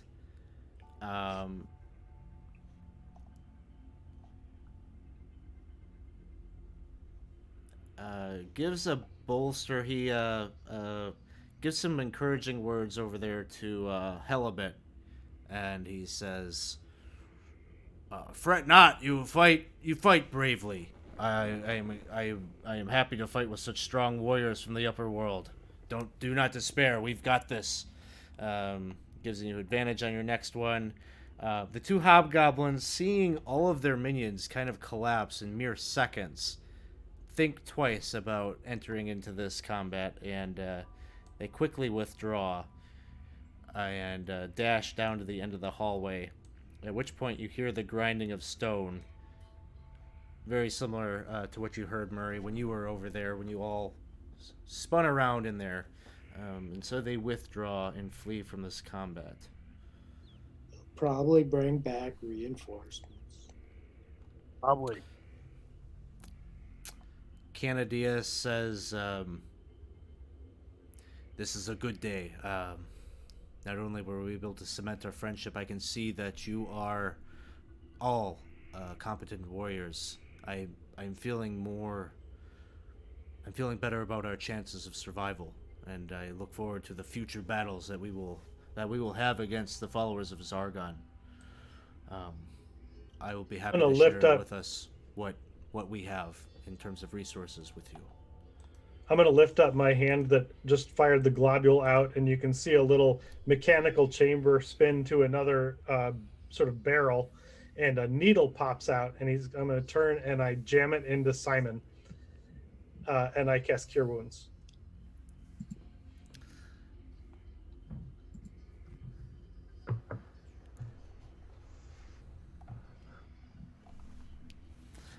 So, hey, does Murray need any healing? Thanks. I'll use a bit. I'm fine, but I'll take whatever I could get. I'll cast Cure Wounds on you. Thank you, Halibut. You did a great job. I appreciate it. Sheath the sword, pick up the shield. Drop it. So got anything on him? They kick one over. Probably nothing that you'd find incredibly useful. They got daggers on them. I think that's what they were using. So I'll bank another dagger. Yeah, go ahead and add a dagger to your inventory if you want to pick one up. Yeah. No water skin? No water skin. Sorry. In the head. That's right, so as we are wrapping up here, the ceremony with Canadius concludes, and you have been kind of accepted into the Brotherhood of Gorm. They have some supplies with them that he is very much willing to share with you. So prior to meeting up with them, you found 1 gallon of water from your snow globe, 3 pounds. Snow globe. Yeah. 3 pounds of 3 pounds of food. There are 6 flasks of oil. So Tome Bearer is going to be good for a bit. Yeah.